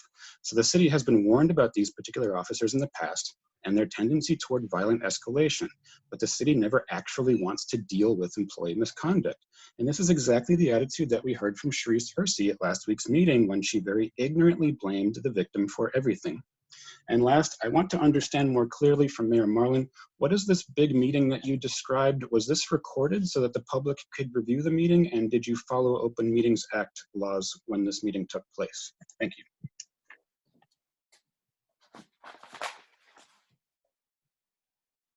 Thank you. There's one more. Ben Jocelyn has his hand up. Okay, go ahead, Ben. Hi there. I first want to say thanks for dropping or asking for things or alternatives to Elias's being charged with criminal charges. I, like Tracy, would like you to see taking it a step farther and asking for the charges to be formally dropped and asking this and saying that the city, which is the person who the police officers worked for the city when they had the charges, are against police officers say it's our police officers and we'd like you to drop the charges. We think they're inappropriate. I think that's an absolutely responsible thing and reasonable thing for the city to do. I think that I'm glad that there's going to be an independent review, though at this point the review of the incident matters less to me than the review of the systems. I would love to see justice come for Aaliyah, but I also want to see justice come for all of the people who we continue to know. We arrest way too many people of color, specifically Black people in Urbana. The numbers are very clear from our jail and the video footage we now have, plus Christopher Hansen's testimony proves that this is something that's been going on for decades. Sorry, probably since the beginning of our town, because it has for all police forces. I also want to say that it's an absolute failure of leadership to put together a video that describes the police behavior as acceptable. To have police violence so clearly shown, to have so much citizen outreach say this is not okay, and to put together a video that says our police did exactly what they're expected to do is exactly the problem that we are facing. The problem is not that those officers didn't follow expectations. The problem is that our expectations are racist, abusive police behavior, and that cannot stand. It is now on the is a burden placed on the city to say we demand something better and to put in place measures that make sure our police treat everybody in a way that they deserve to be treated. It is totally unacceptable that police officers showed up at the house of the person who videotaped this and asked for that footage to be removed and taken off of Facebook. That's beyond reprehensible and should be investigated. I think that broadly this falls into three categories. First, there's the pattern that we know from the facts beforehand. Then there's the incident. Now there's the response. And that response should not be to a single event in a single investigation. It should be to the pattern that we know exists and that this proves the case of. I do think it's very important that we see justice for Aaliyah Lewis. I think you should consider even paying for her legal defense because frankly, you could be sued and you should be for it. But please also set a goal of having a non-racist police force. And I think the metric you should use is you should have regular reporting of the racial disparities of the police arrests and charges. And you should have a goal of our city having different racial representation from the population of the number of arrests should match the percentage of the racial demographics of the city. And that is what I would like to see happen, as well as absolute transparency about what's happening and to decrease the violence perpetrated and the lives ruined that are disproportionately affected by our police force at this time. Thank you very much. Thank you. Does anyone else wish to address the Urbana City Council? Okay. We'll move on to the financial impact of the COVID-19 pandemic. This will be Elizabeth Hannon.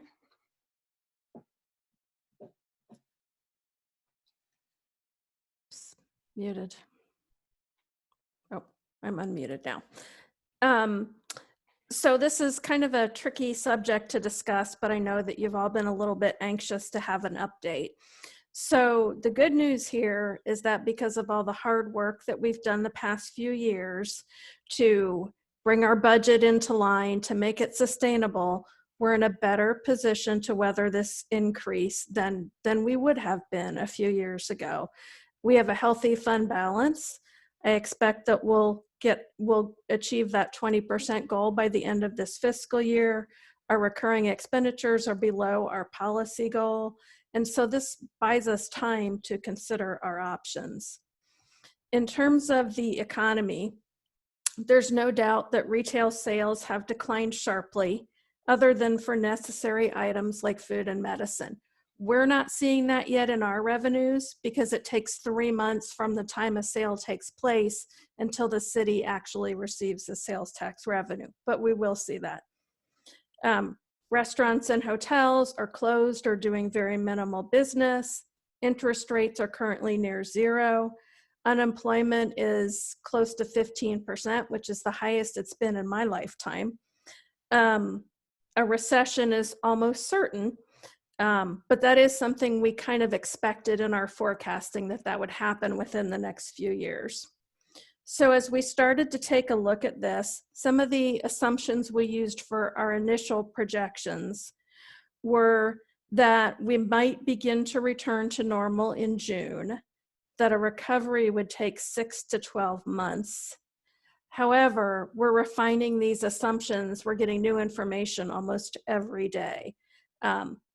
More data will give us a chance to make a better forecast. So we're definitely going to have to revisit this as we start to see things kind of stabilize in one way or another.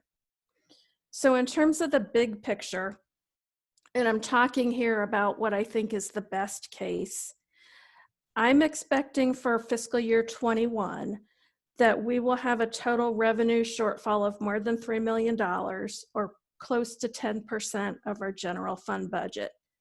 So to understand the impact of that, that's equivalent to about 40 positions. Now that's not to say that we would only fix that problem by cutting positions, but just to understand the scope. Cuts at that level would definitely affect programs and services. If this was a short-term, what they're calling a V recession, sharp down and then pretty quickly sharp up, we could probably bridge that gap using fund balance. However, it increasingly looks like that won't be the case. And as we start to see recovery, it seems likely that consumers will be very cautious, which could in fact prolong the recovery.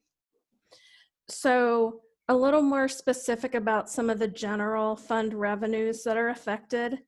Sales tax, I'm currently thinking it will be down about 13 to 15% next year. And that's our largest source of revenue in the general fund. Income tax, we're expecting it to be down 15%, and that's based on guidance from the Municipal League. We also expect that it's quite likely that because the state is also suffering, that they will divert more revenue from the local government distributive fund, which is the pot where income tax revenue goes.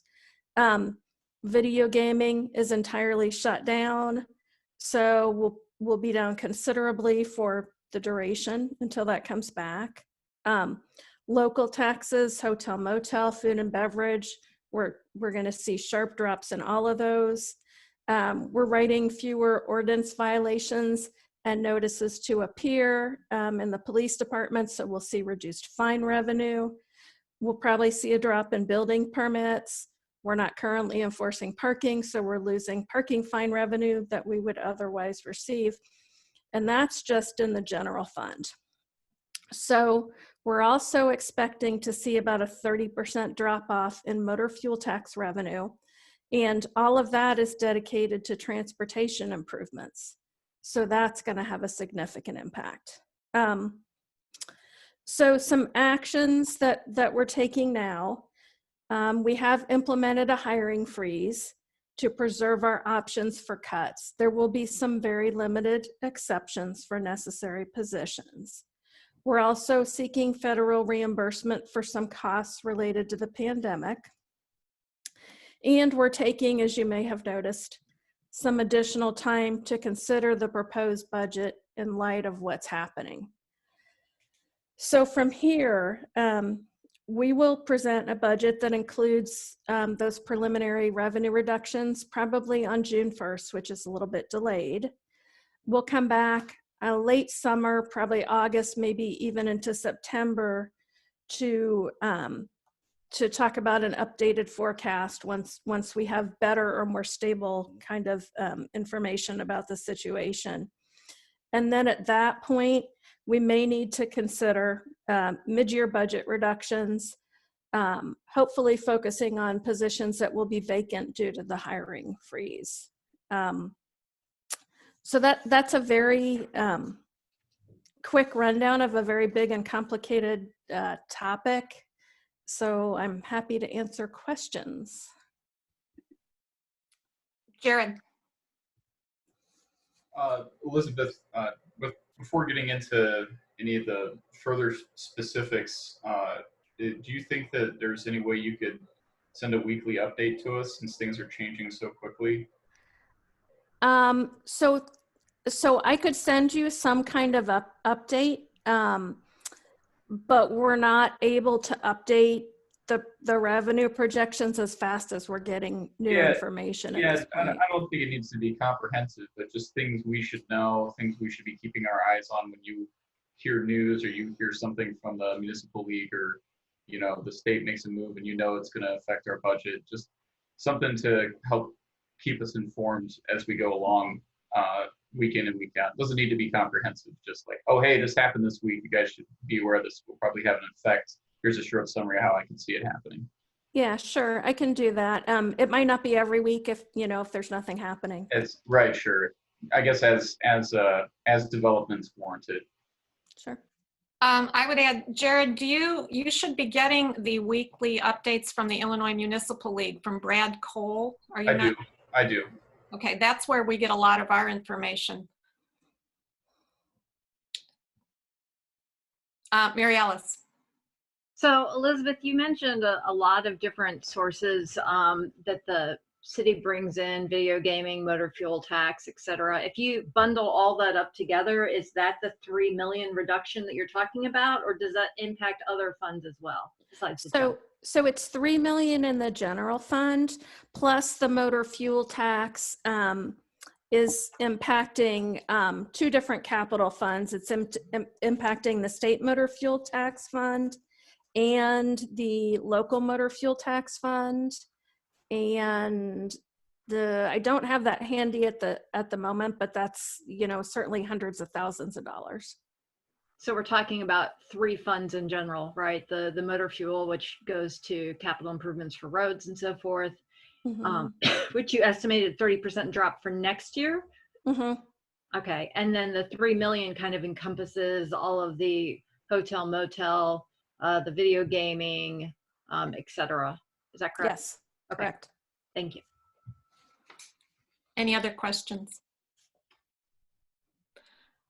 I would say that if there's a fourth bill coming out of the federal government, mayors all over the country are lobbying really, really hard to have relief to cities to directly compensate for these losses in revenues. And the federal aid that's come out so far has not provided anything toward cities for relief in that respect. There's money for some PPE, and we got some dollars through CDBG, but the billions and billions and billions of dollars that have been lost in just, which you just heard, is not yet been addressed in any of the aid packages coming out of the government. So I'm going to share some information with you, and it'd be great if council members could send notes to the U.S. senators, congressmen, to really get behind this this aid if a fourth package comes through. Bill, you had a question? Yeah, I had a question on the hiring freeze. You mentioned there were a few positions that you would go ahead and hire for. Can you specify what those are? So I can't at the moment, but one of them was the one the mayor mentioned earlier, which was the position that Preston James held. Okay. As well as some in public works as well. So, but we'll review each one individually. Carol, did you want to weigh in on that? I guess what I would say is that the hiring freeze impacts positions that become vacant after on May 1st or thereafter. So positions that have been vacant for a while are not included, although we're not automatically going to be filling all of them, but they're in a different category. The ones that are definitely going to be tightly controlled are those that become vacant after May 1, or that became vacant. Thank you. Eric? Yep. So I infer from that Director of Public Works and Traffic Engineer are both still active searches.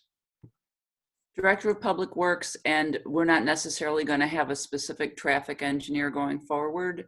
We're probably going to move to more generalized positions, but yeah, city engineer is still a position we're recruiting for.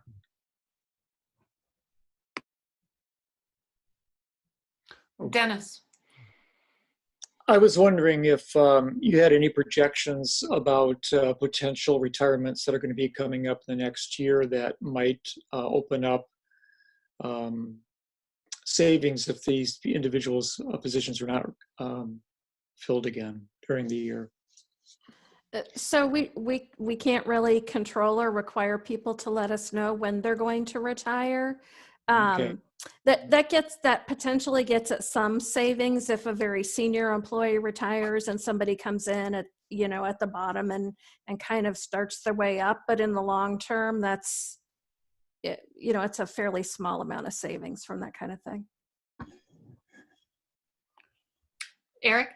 I guess one quick question. How big an impact will the decision of the university to either bring students back on campus or not?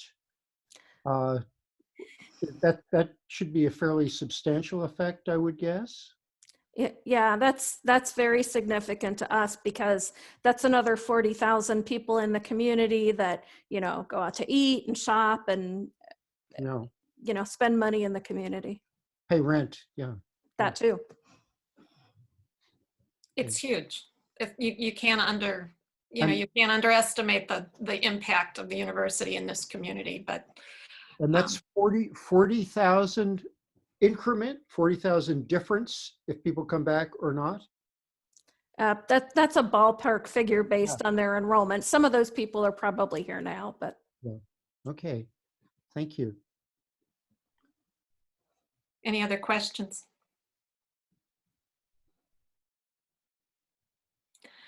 Well, stay tuned. Things change day by day. We'll move on to Andrea Rudy with talking about the business outreach. Of course, one of the keys to a phased recovery is supporting the local business community in their plans for reopening in whatever form that takes to do safely over the next few months. So she'll be giving an update on that, and also status of the beginning laying plans for the comp plan effort.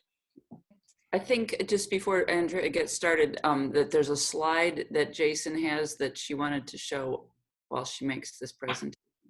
If he could put that up. There we go. All right. Thank you, Mayor Marlin and council members. I would like to address the comprehensive plan process and then obtain your feedback and answer any questions that you may have this evening. The current COVID-19 public health emergency and resulting economic crisis has significantly impacted many of our city's businesses and residents. This experience will not only test our resiliency as a community, it will have a meaningful impact on the development of our updated comprehensive plan. While a long-term high-level plan for the city is always important, it is especially critical during uncertain times and emergencies. The policies set forth in the comprehensive plan will unify our city as well as address unprecedented circumstances and their ongoing effects. Our updated comprehensive plan will serve as a critical anchor to help the city move forward in its goals based on its underlying principles, which remain unchanged during unexpected and traumatic events. The diagram you see before you is a roadmap for our comprehensive plan process. At each milestone, the City Council will be kept abreast of the plan's progress and be engaged in meaningful discussion. Public outreach and engagement is critical to the plan's development, and as you will see, is woven in throughout this roadmap. The first milestone, the initial allocation of resources, was completed at the March 16, 2020 City Council meeting. Based on current fiscal constraints, as Elizabeth has outlined for us this evening, we will move ahead with current dedicated staff and resources and evaluate project requirements in a very cost-conscious way at each milestone. Currently, milestone 2, determine framework and stakeholders, and also gather and analyze data, are being addressed simultaneously. An inclusive stakeholder list is being developed to ensure inclusive representation from constituencies. In addition, over 30 existing plans and studies produced by the city and area agencies have been reviewed to identify relevant policies and actions for potential inclusion in the updated comprehensive plan. During this time of economic uncertainty due to COVID-19, pandemic information is also being gathered from Urbana businesses on the impact the governor's executive orders are having on our city's businesses, both large and small.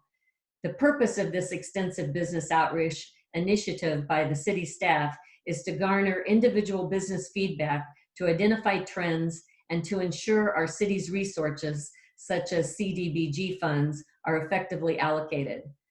Also, we want to make sure businesses know of and have access to available business assistance programs, including PPP funding. This information will assist us to make sure businesses know of. This information will assist us with the city's resiliency and preparedness for the future natural disasters as part of our 20-year comprehensive plan. This past week, the mayor and staff have made 31 calls to Urbana businesses. The overall response from our business community has been appreciative of the city's concern and having a point of contact at the city should they have any future issues. We are also using this outreach opportunity to inform our business owners about the comprehensive plan rewrite and ask what level of involvement they would like to have. Many have expressed interest in being actively involved in issues based on working groups. The work product expected from milestone 3 is a community profile, and this profile will describe existing conditions, including demographics, developmental patterns, existing land use and other policies, snapshots from various master plans and action plans, for example, the stormwater, bicycle, climate change, etc., and available community services.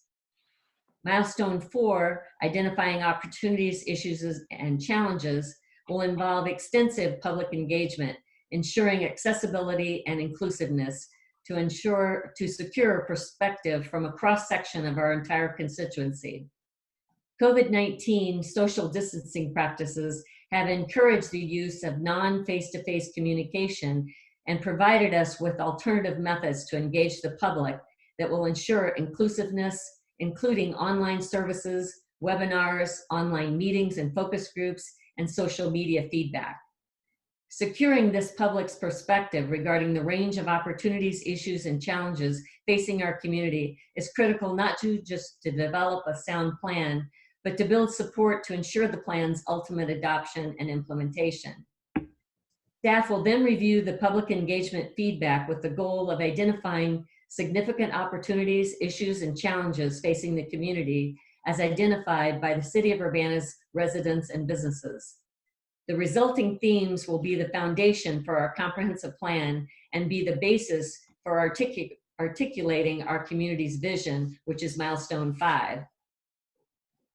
What our community envisions for the city will provide direction for the development of the comprehensive plan's goals and objectives.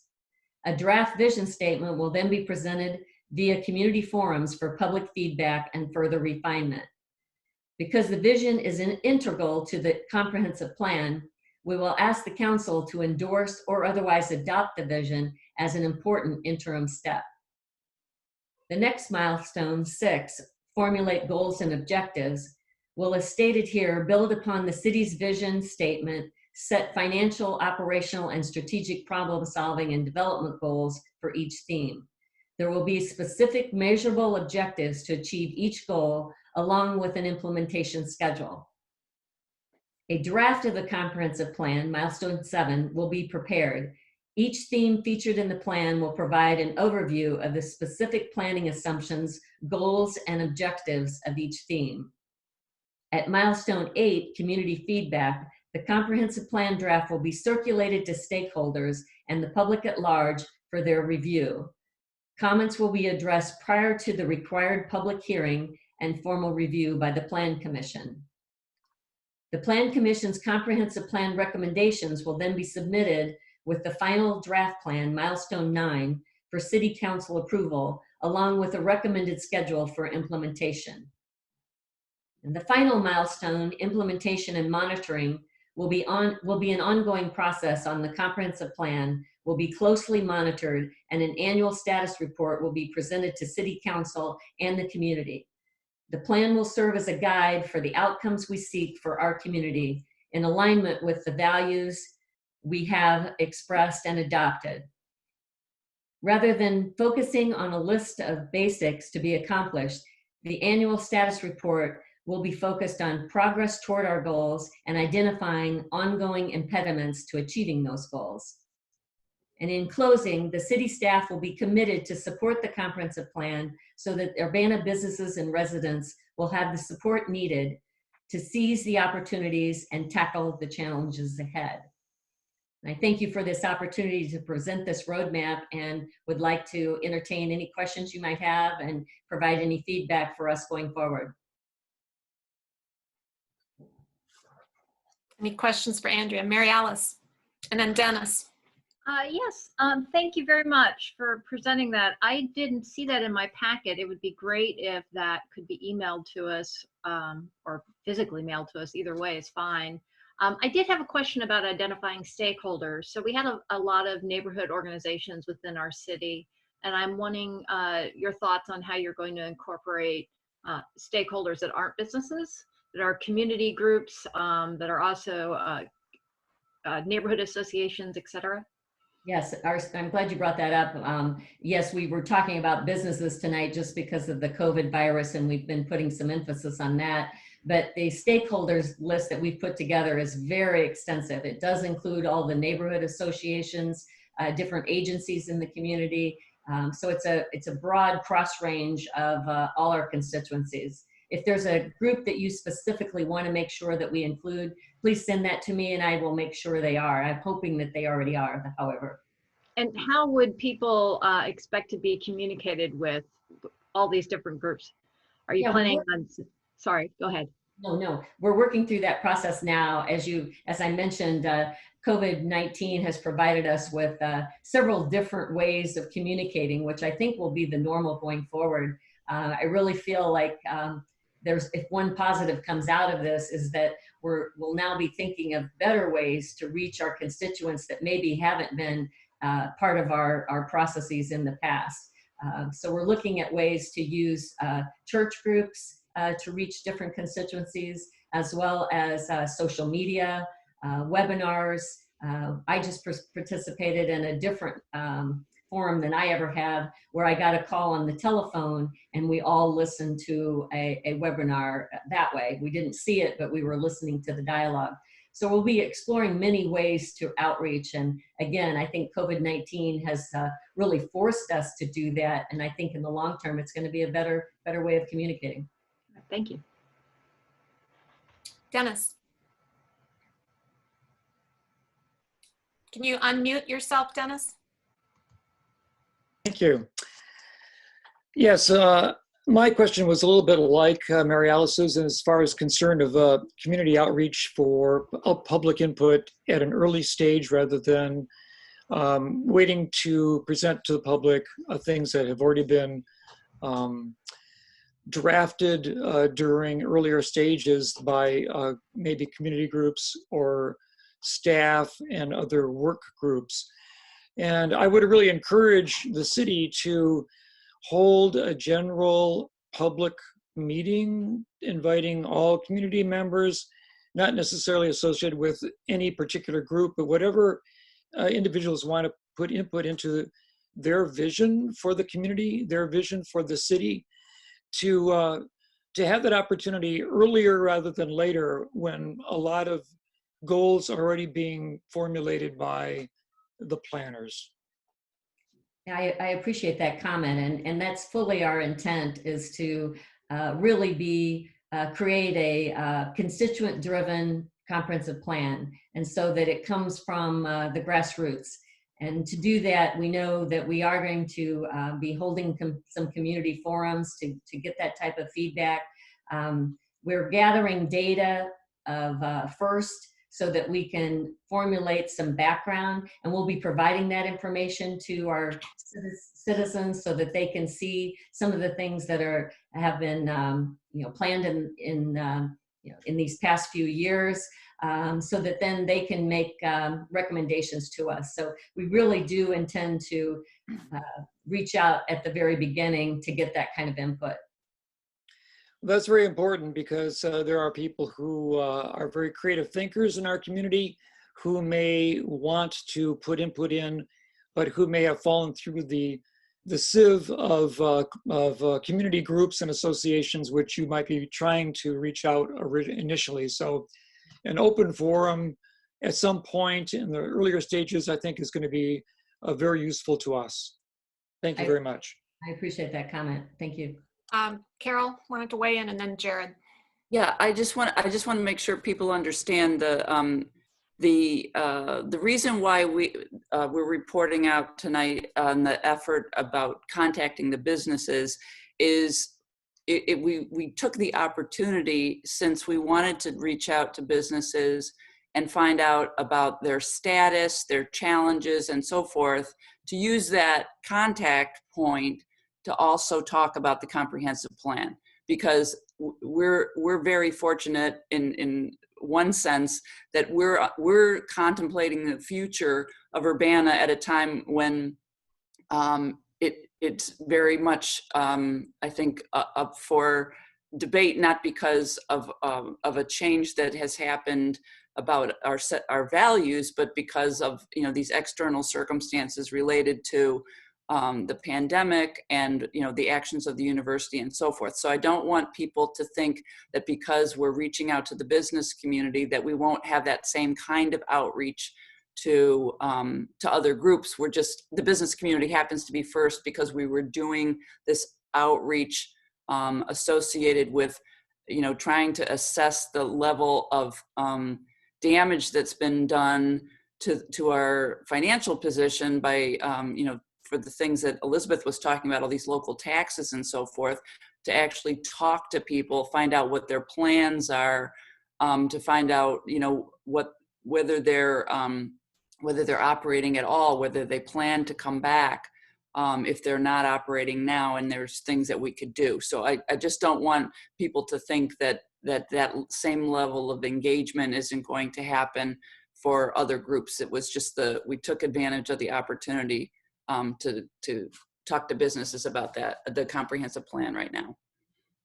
Great. Jared? Andrea, question that you just made me think of as you're going through this is, we got the overview and kind of the idea of how we're going to get some stakeholders in the long-term prospect, but I didn't hear, maybe I missed it, next step from this particular report. What are we looking at for when we're going to see you again, or when we're going to have an update on where we're going next? Okay. One of the things that I plan is that every milestone we'll be giving an update to the council. There are different points where we'll need approval from a council to go forward.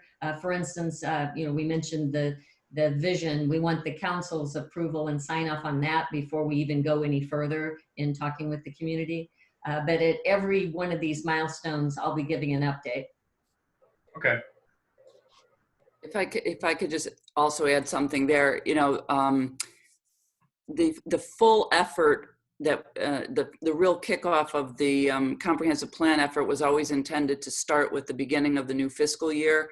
And we had talked about the fact that Lily Wilcock is going to be assigned to work on the comprehensive plan full time. So we're still in the, in the foundation laying stages at this point. And, Andrea has become fully immersed in all the plans that have been put forward in the past for the city, the plans that are being developed right now. She's getting really familiar with all the different stakeholder groups, but the real robust effort of moving the comprehensive plan through the stages of this roadmap really won't kick in until July 1st. So I just wanted to manage your expectations on that level. And there's also a reason why on the roadmap there aren't dates. And that's largely a function of the fact that, there's a lot of uncertainty right now. And, we expect this process to be organic and that we might, I actually love the fact that Andrea used a roadmap as the metaphor for this, because we expect that there might be detours along the way, or that some legs of the journey will take longer than we thought. But, it really is about identifying who we are and who we want to be as a city. And that means that we have to hear from everyone, and we have to have a vision that the comprehensive plan is based on, that's authentic to people that live here, and that, that we have some high level of consensus around. So that's going to take a while. Mary Alice. One thing that I wanted to say, and I don't think that you've forgotten them by any means, but I do think that sometimes when we are planning, we're talking about city plans, we have a tendency to not think specifically and targetedly to the students in our community. And as we've talked about today, there's tens of thousands of students in our community, and I think it's going to take a special effort to get them involved in this process. We have Orchard Downs, which is probably the largest family family housing for students here at the U of I. We also have a lot of undergraduate students who live in all the dorms around here. So I just kind of wanted to put a plug into making a special effort to reach out to those students. I appreciate that as well. And not only college students, but also our K through 12 students. We'd like to get a feel for that. And so I've investigated different groups that we can outreach to hit those target markets. I appreciate you bringing up Orchard Downs, because I think that's a critical access point for the grad students and their families especially. And so again, if there are any specific groups that you feel might fall under the radar, please let me know, because I want to make sure that they're on our list.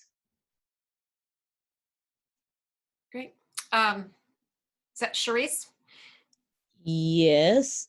Just to piggyback on what Mary Alice was saying about Orchard Downs, there are also two housing developments here in my ward too that have with one north and one south, I believe, that house a lot of students. So another just area for you to think about. I do actually have those on my list, so I appreciate you mentioning that. Okay. Any other comments or questions? Okay. Did you want to talk about the business outreach, or was this part of your? Well, I mentioned that briefly in our efforts towards the comprehensive plan. We're getting some great feedback, and it's amazing the resiliency of our business community, because no one is really complaining or grousing about the situation. They're trying to just dig in and keep their heads above water and try to find ways that they can help in this reopening, as that happens. So they're very positive. They're offering feedback to us. I think one of the biggest concerns they have is just getting open, of course. And, they either themselves, but if they're an essential business, they want to make sure their clients get reopened. We're hearing great feedback about the PPP program, the funding. Almost everyone that I've talked with, if they applied for it, they received the funding. And it's been extremely helpful in preventing them from laying off people and keeping our workforce employed. So, but we're hearing some of the questions we have on our list. All of us are working from a script. However, we deviate. It's really supposed to be a conversation to show the businesses our concern and then trying to get feedback from them on how we can use our resources, what we have, to help them. Many are still without masks, and so there's a community effort through the EDC, the Economic Development Corporation, making a list of all the businesses that are in need of masks and doing some bulk purchasing to provide them. Another concern from the business community is daycare. They really can't get fully open unless the daycares are in operation, and that's a big concern. People cannot come back to work if they still have children at home, and so that's something that as a community we need to be looking at.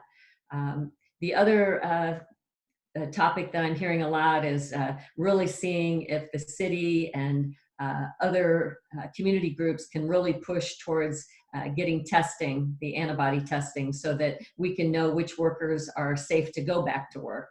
Because the businesses are concerned, they don't want their employees coming into a work environment that's not safe. So having that testing would be critical as well. And so these are some of the feedback we're hearing. And like I said, the overall attitude from the business community is positive, and that they're trying to work together to try to find ways to make it safe for their workers and customers to come back into the business. And just being optimistic, but yet knowing that it's going to be a tough road ahead. I would add another theme that we're hearing is some of the new things that people are trying. They've discovered that works, and they're going to continue doing that in the future. So, the idea that people were forced to become creative and try new things has led to new ways of doing business that they think they'll continue from here on out. So we may have to change some things to accommodate that, especially in the liquor code. But that's the nature of this. Is everyone is adapting, and we're all going to have to look at new ways of doing things. Eric, you had a comment? Yeah. Is there anything as a city that we can do about COVID testing, or is that entirely up to the public health district? Well, the city works very closely with the public health district, our countywide partners, the local hospitals, and all that. So testing is become more available to people, and they've expanded the folks who can get it. So that's a good thing. But yes, we're working very closely. And we were on a call for an hour and a half this morning, convened by the chancellor, with mostly community leaders, community organizations, and with updates from many different areas. But underlying all of that is going to be the importance, no matter how much testing we have, how we look in 3 months or 6 months, underlying everything we do are those same basics that we heard about at the very beginning, which is the importance of hand washing and using face covering and physical distancing. So no matter what way a business opens, that's going to be a fundamental part of their way of doing business from here on out. And so I was on the phone with a business today, and they're redesigning their dining room, they're redesigning their service area, they're getting rid of their self-serve soda fountain, it's these basic hygiene behaviors that we've been told to adopt are going to be fundamental and critical to our success going forward. So. And if I can add, there are, all the community groups are working together. We have a meeting twice a week that's led by the Economic Development Corporation, but I think there are probably 30 different stakeholders that are on these calls and working together, sharing information, trying to address these different concerns that are raised, whether it's the mask or just the daycare issues. All of these things are being addressed as a whole, and so everyone really is working together. We're not duplicating resources in our communities to try to make this happen. We get updates from, in the case of Rantoul participates in those meetings, and they're giving us updates on the processing plant, just things to for everyone to expect and try to address as we go along. So it's been a very cohesive effort in the entire Champaign County. Any other questions? Okay. All right, I have a proclamation. It's been a few weeks since I read a proclamation. So this is a proclamation by the mayor of the city of Urbana, Illinois. Whereas historic preservation is an effective tool for managing growth, revitalizing neighborhoods, fostering local pride, and maintaining community character while enhancing livability.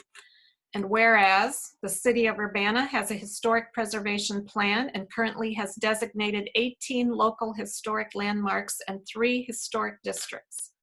And whereas historic preservation is relevant for communities across the nation, both urban and rural, and for Americans of all ages, all walks of life, and all ethnic backgrounds. And whereas it's important to celebrate the role of history in our lives and the contributions made by dedicated individuals in helping to preserve the tangible aspects of the heritage that has shaped us as a people. And whereas this May, in light of the current situation regarding safe social interaction, the Urbana Historic Preservation Commission is promoting the enjoyment of our local historic resources through self-guided and virtual resources in observance of National Historic Preservation Month. Now, therefore, I, Diane Wolf Marlin, Mayor of the City of Urbana, Illinois, do hereby proclaim the month of May 2020 as National Historic Preservation Month in the City of Urbana, Illinois, and call upon the people of Urbana to join their fellow citizens across the United States in recognizing and participating in this special observance. And this is dated May 2020. And a special thanks to the members of the Historic Preservation Commission and the staff who support that very important commission. And thanks, Andrea, for that excellent report, and Elizabeth for yours as well. Unfinished business is the next item on the agenda. I don't believe we have any. We can move on to reports of standing committees. It would be Committee of the Whole from Bill Brown. Yeah, we met last week as the Committee of the Whole and forwarded 4 items to the City Council, all with recommendation for approval. First was ordinance number 2020-04-025, an ordinance approving a special use permit for 205 North High Cross Road, OSF Healthcare, plan case number 2399 SU20 for a medical office building. For the committee, I move approval. I'll second. Moved by Bill Brown, seconded by Jared. Any discussion? Dennis. Just want to thank staff for doing a little bit of clarification work concerning the crosswalk that was discussed during the Committee of the Whole, and affirming the fact that there would be a sidewalk as part of the development project that connects Barrington Commons and to the north with the Aldi's sidewalk that exists already. Okay, any other comments? All right, will the clerk please call the roll? Council members Brown, Yes. Colebrook, Yes. Percy, Can you turn your audio on, Charisse? No. Jacobson, Yes. Miller, Yes. Roberts, Yes. and Wu. Can you turn your audio on, Mary Alice? Sorry, yes. That motion passes. Next is resolution number 2020-05-021R, a resolution authorizing acceptance of an Illinois Arts Council Agency, IACA, grant for a youth employment project. For the committee, I move approval. I'll second. Moved by Bill Brown, seconded by Mary Alice. Is there any discussion? Will the clerk please call the roll? Council members Brown, Yes. Colebrook, Yes. Percy, Yes. Jacobson, Yes. Miller, Yes. Roberts, Yes. and Wu. Yes. That motion passes. Bill? Next is ordinance number 2020-05-026, an ordinance approving an amendment to a redevelopment agreement by and between the City of Urbana, Champaign County, Illinois, and Green Street Realty Company of Illinois, First Amendment, 200 block of South Vine Street, 300 block of East Green Street. For the committee, I move approval. I'll second. Moved by Bill, seconded by Jared. Any discussion? Dennis? Yeah, I'm not against having the extension of time. If it turns out that it assists Green Street Realty in creating a better and more well thought out and carefully planned project, I'm very pleased to do that. I still want to voice my concern about what I consider is a sort of a degradation of the materials that they're going to be using. I still feel, as I said last week, that I kind of feel like we got a switch on a kind of a significant aspect of the project because they're using a different material that I think doesn't look as handsome. And when you would consider the fact that this is going to be the first significant residential development in our downtown, and we're not even getting a completely bricked side front facade, that to use the metal vertical paneling that they're suggesting as a replacement material does have my concern. I don't want the interior of the complex to look like a sardine tin. I think that materials really suggest quality, and people can tell quality materials when they see them. So I still suggest to the developer to consider the effect it's going to have if he makes a significant change in the materials that are being used for the building. Any other comments? Jared? I agree, Dennis. I mean, but I think Chris is going to do the right thing, and he'll put what looks best on there. And the longer lifetime on it, hopefully, will get us better value out of them. But you know, I think it's going to be great. Hopefully, hopefully I'm right. Hopefully I'm right. And I think that Chris is he's got the right eye out for there. He's not going to want to make a bad impression for his first build in downtown Urbana. So that's my only comment, but I'm supporting this. Any other comments? Okay, will the clerk please call the roll? Council members Brown, Yes. Colebrook, Yes. Percy, Yes. Jacobson, Yes. Miller, Yes. Roberts, I guess a cautious yes. and Wu. Yes. That motion passes. Last item on the agenda. There's one more. Oh yeah. Ordinance number 2020-05-027, an ordinance amending Urbana City Code Chapter 3, Section 3-43, increasing number of Class C liquor licenses for Mama Tried LLC, doing business as the Rose Bowl Tavern, 106 North Race Street, Urbana, Illinois. For the committee, I move approval. Is there a second? I second. Moved by Bill, seconded by Eric. Any discussion? Will the clerk please call the roll? Council members Brown, Yes. Colebrook, Yes. Percy, Yes. Jacobson, Yes. Miller, Yes. Roberts, Yes. and Wu. Yes. That motion passes. Thank you, Bill.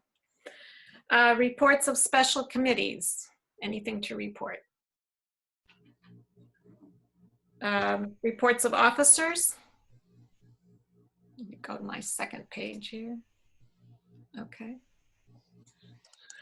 New business, one item, resolution number 2020-05022R, which is a resolution accepting a coronavirus emergency supplemental funding fiscal year 2020 grant from the U.S. Department of Justice, Office of Justice Programs, Bureau of Justice Assistance, Urbana Police Department. And I think I saw Chief or Lieutenant or Deputy Chief Searles here. Yep, I'm here. There you are. So on March the 30th of 2020, the Department of Justice, Office of Justice Programs, Bureau of Justice Assistance released information related to grants in the state of Illinois and actually all across the country.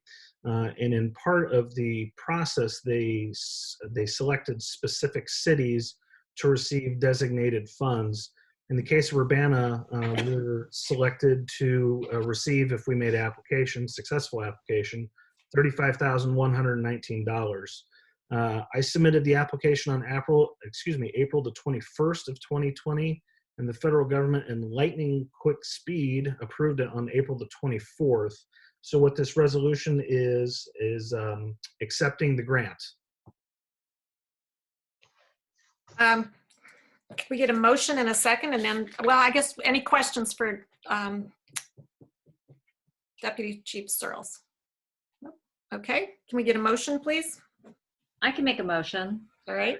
I'll move that we approve resolution number 2020-05022R, a resolution accepting a COVID emergency supplemental funding for fiscal year 2020 grant from the United States Department of Justice of Office of Justice Programs, the Bureau of Justice Assistance.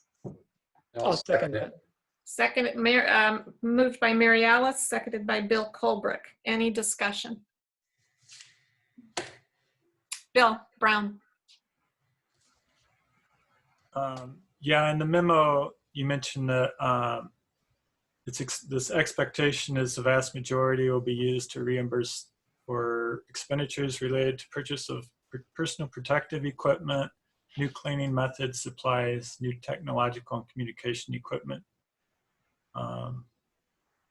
So will this be enough to cover that?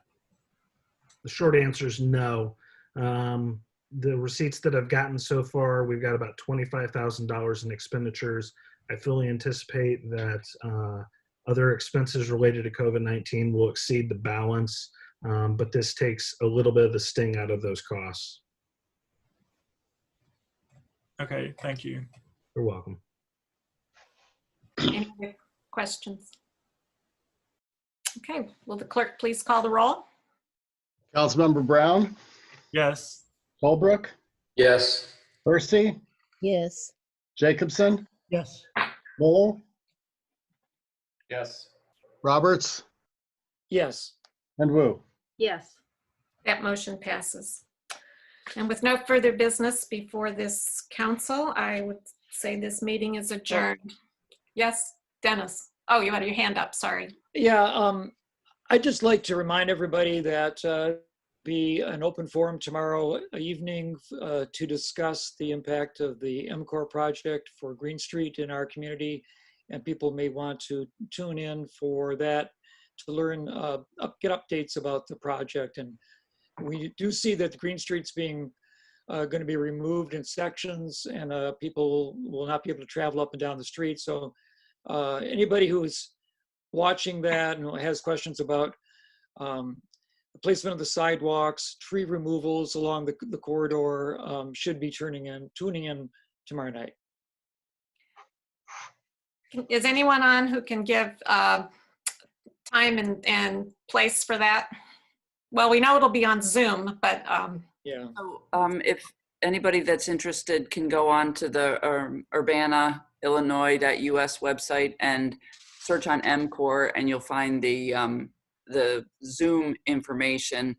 The the Zoom room will be open from 4 to 6 p.m. and then there'll be brief presentations made at 4, and then the same presentation will be made again at 5. So people don't need to anticipate blocking all that time, but you can literally wander in whenever, and if you want to hear the presentation, as I said, it'll be on those 2 hours. Otherwise, you can just ask random questions if you come in, you know, when nothing is being discussed. So.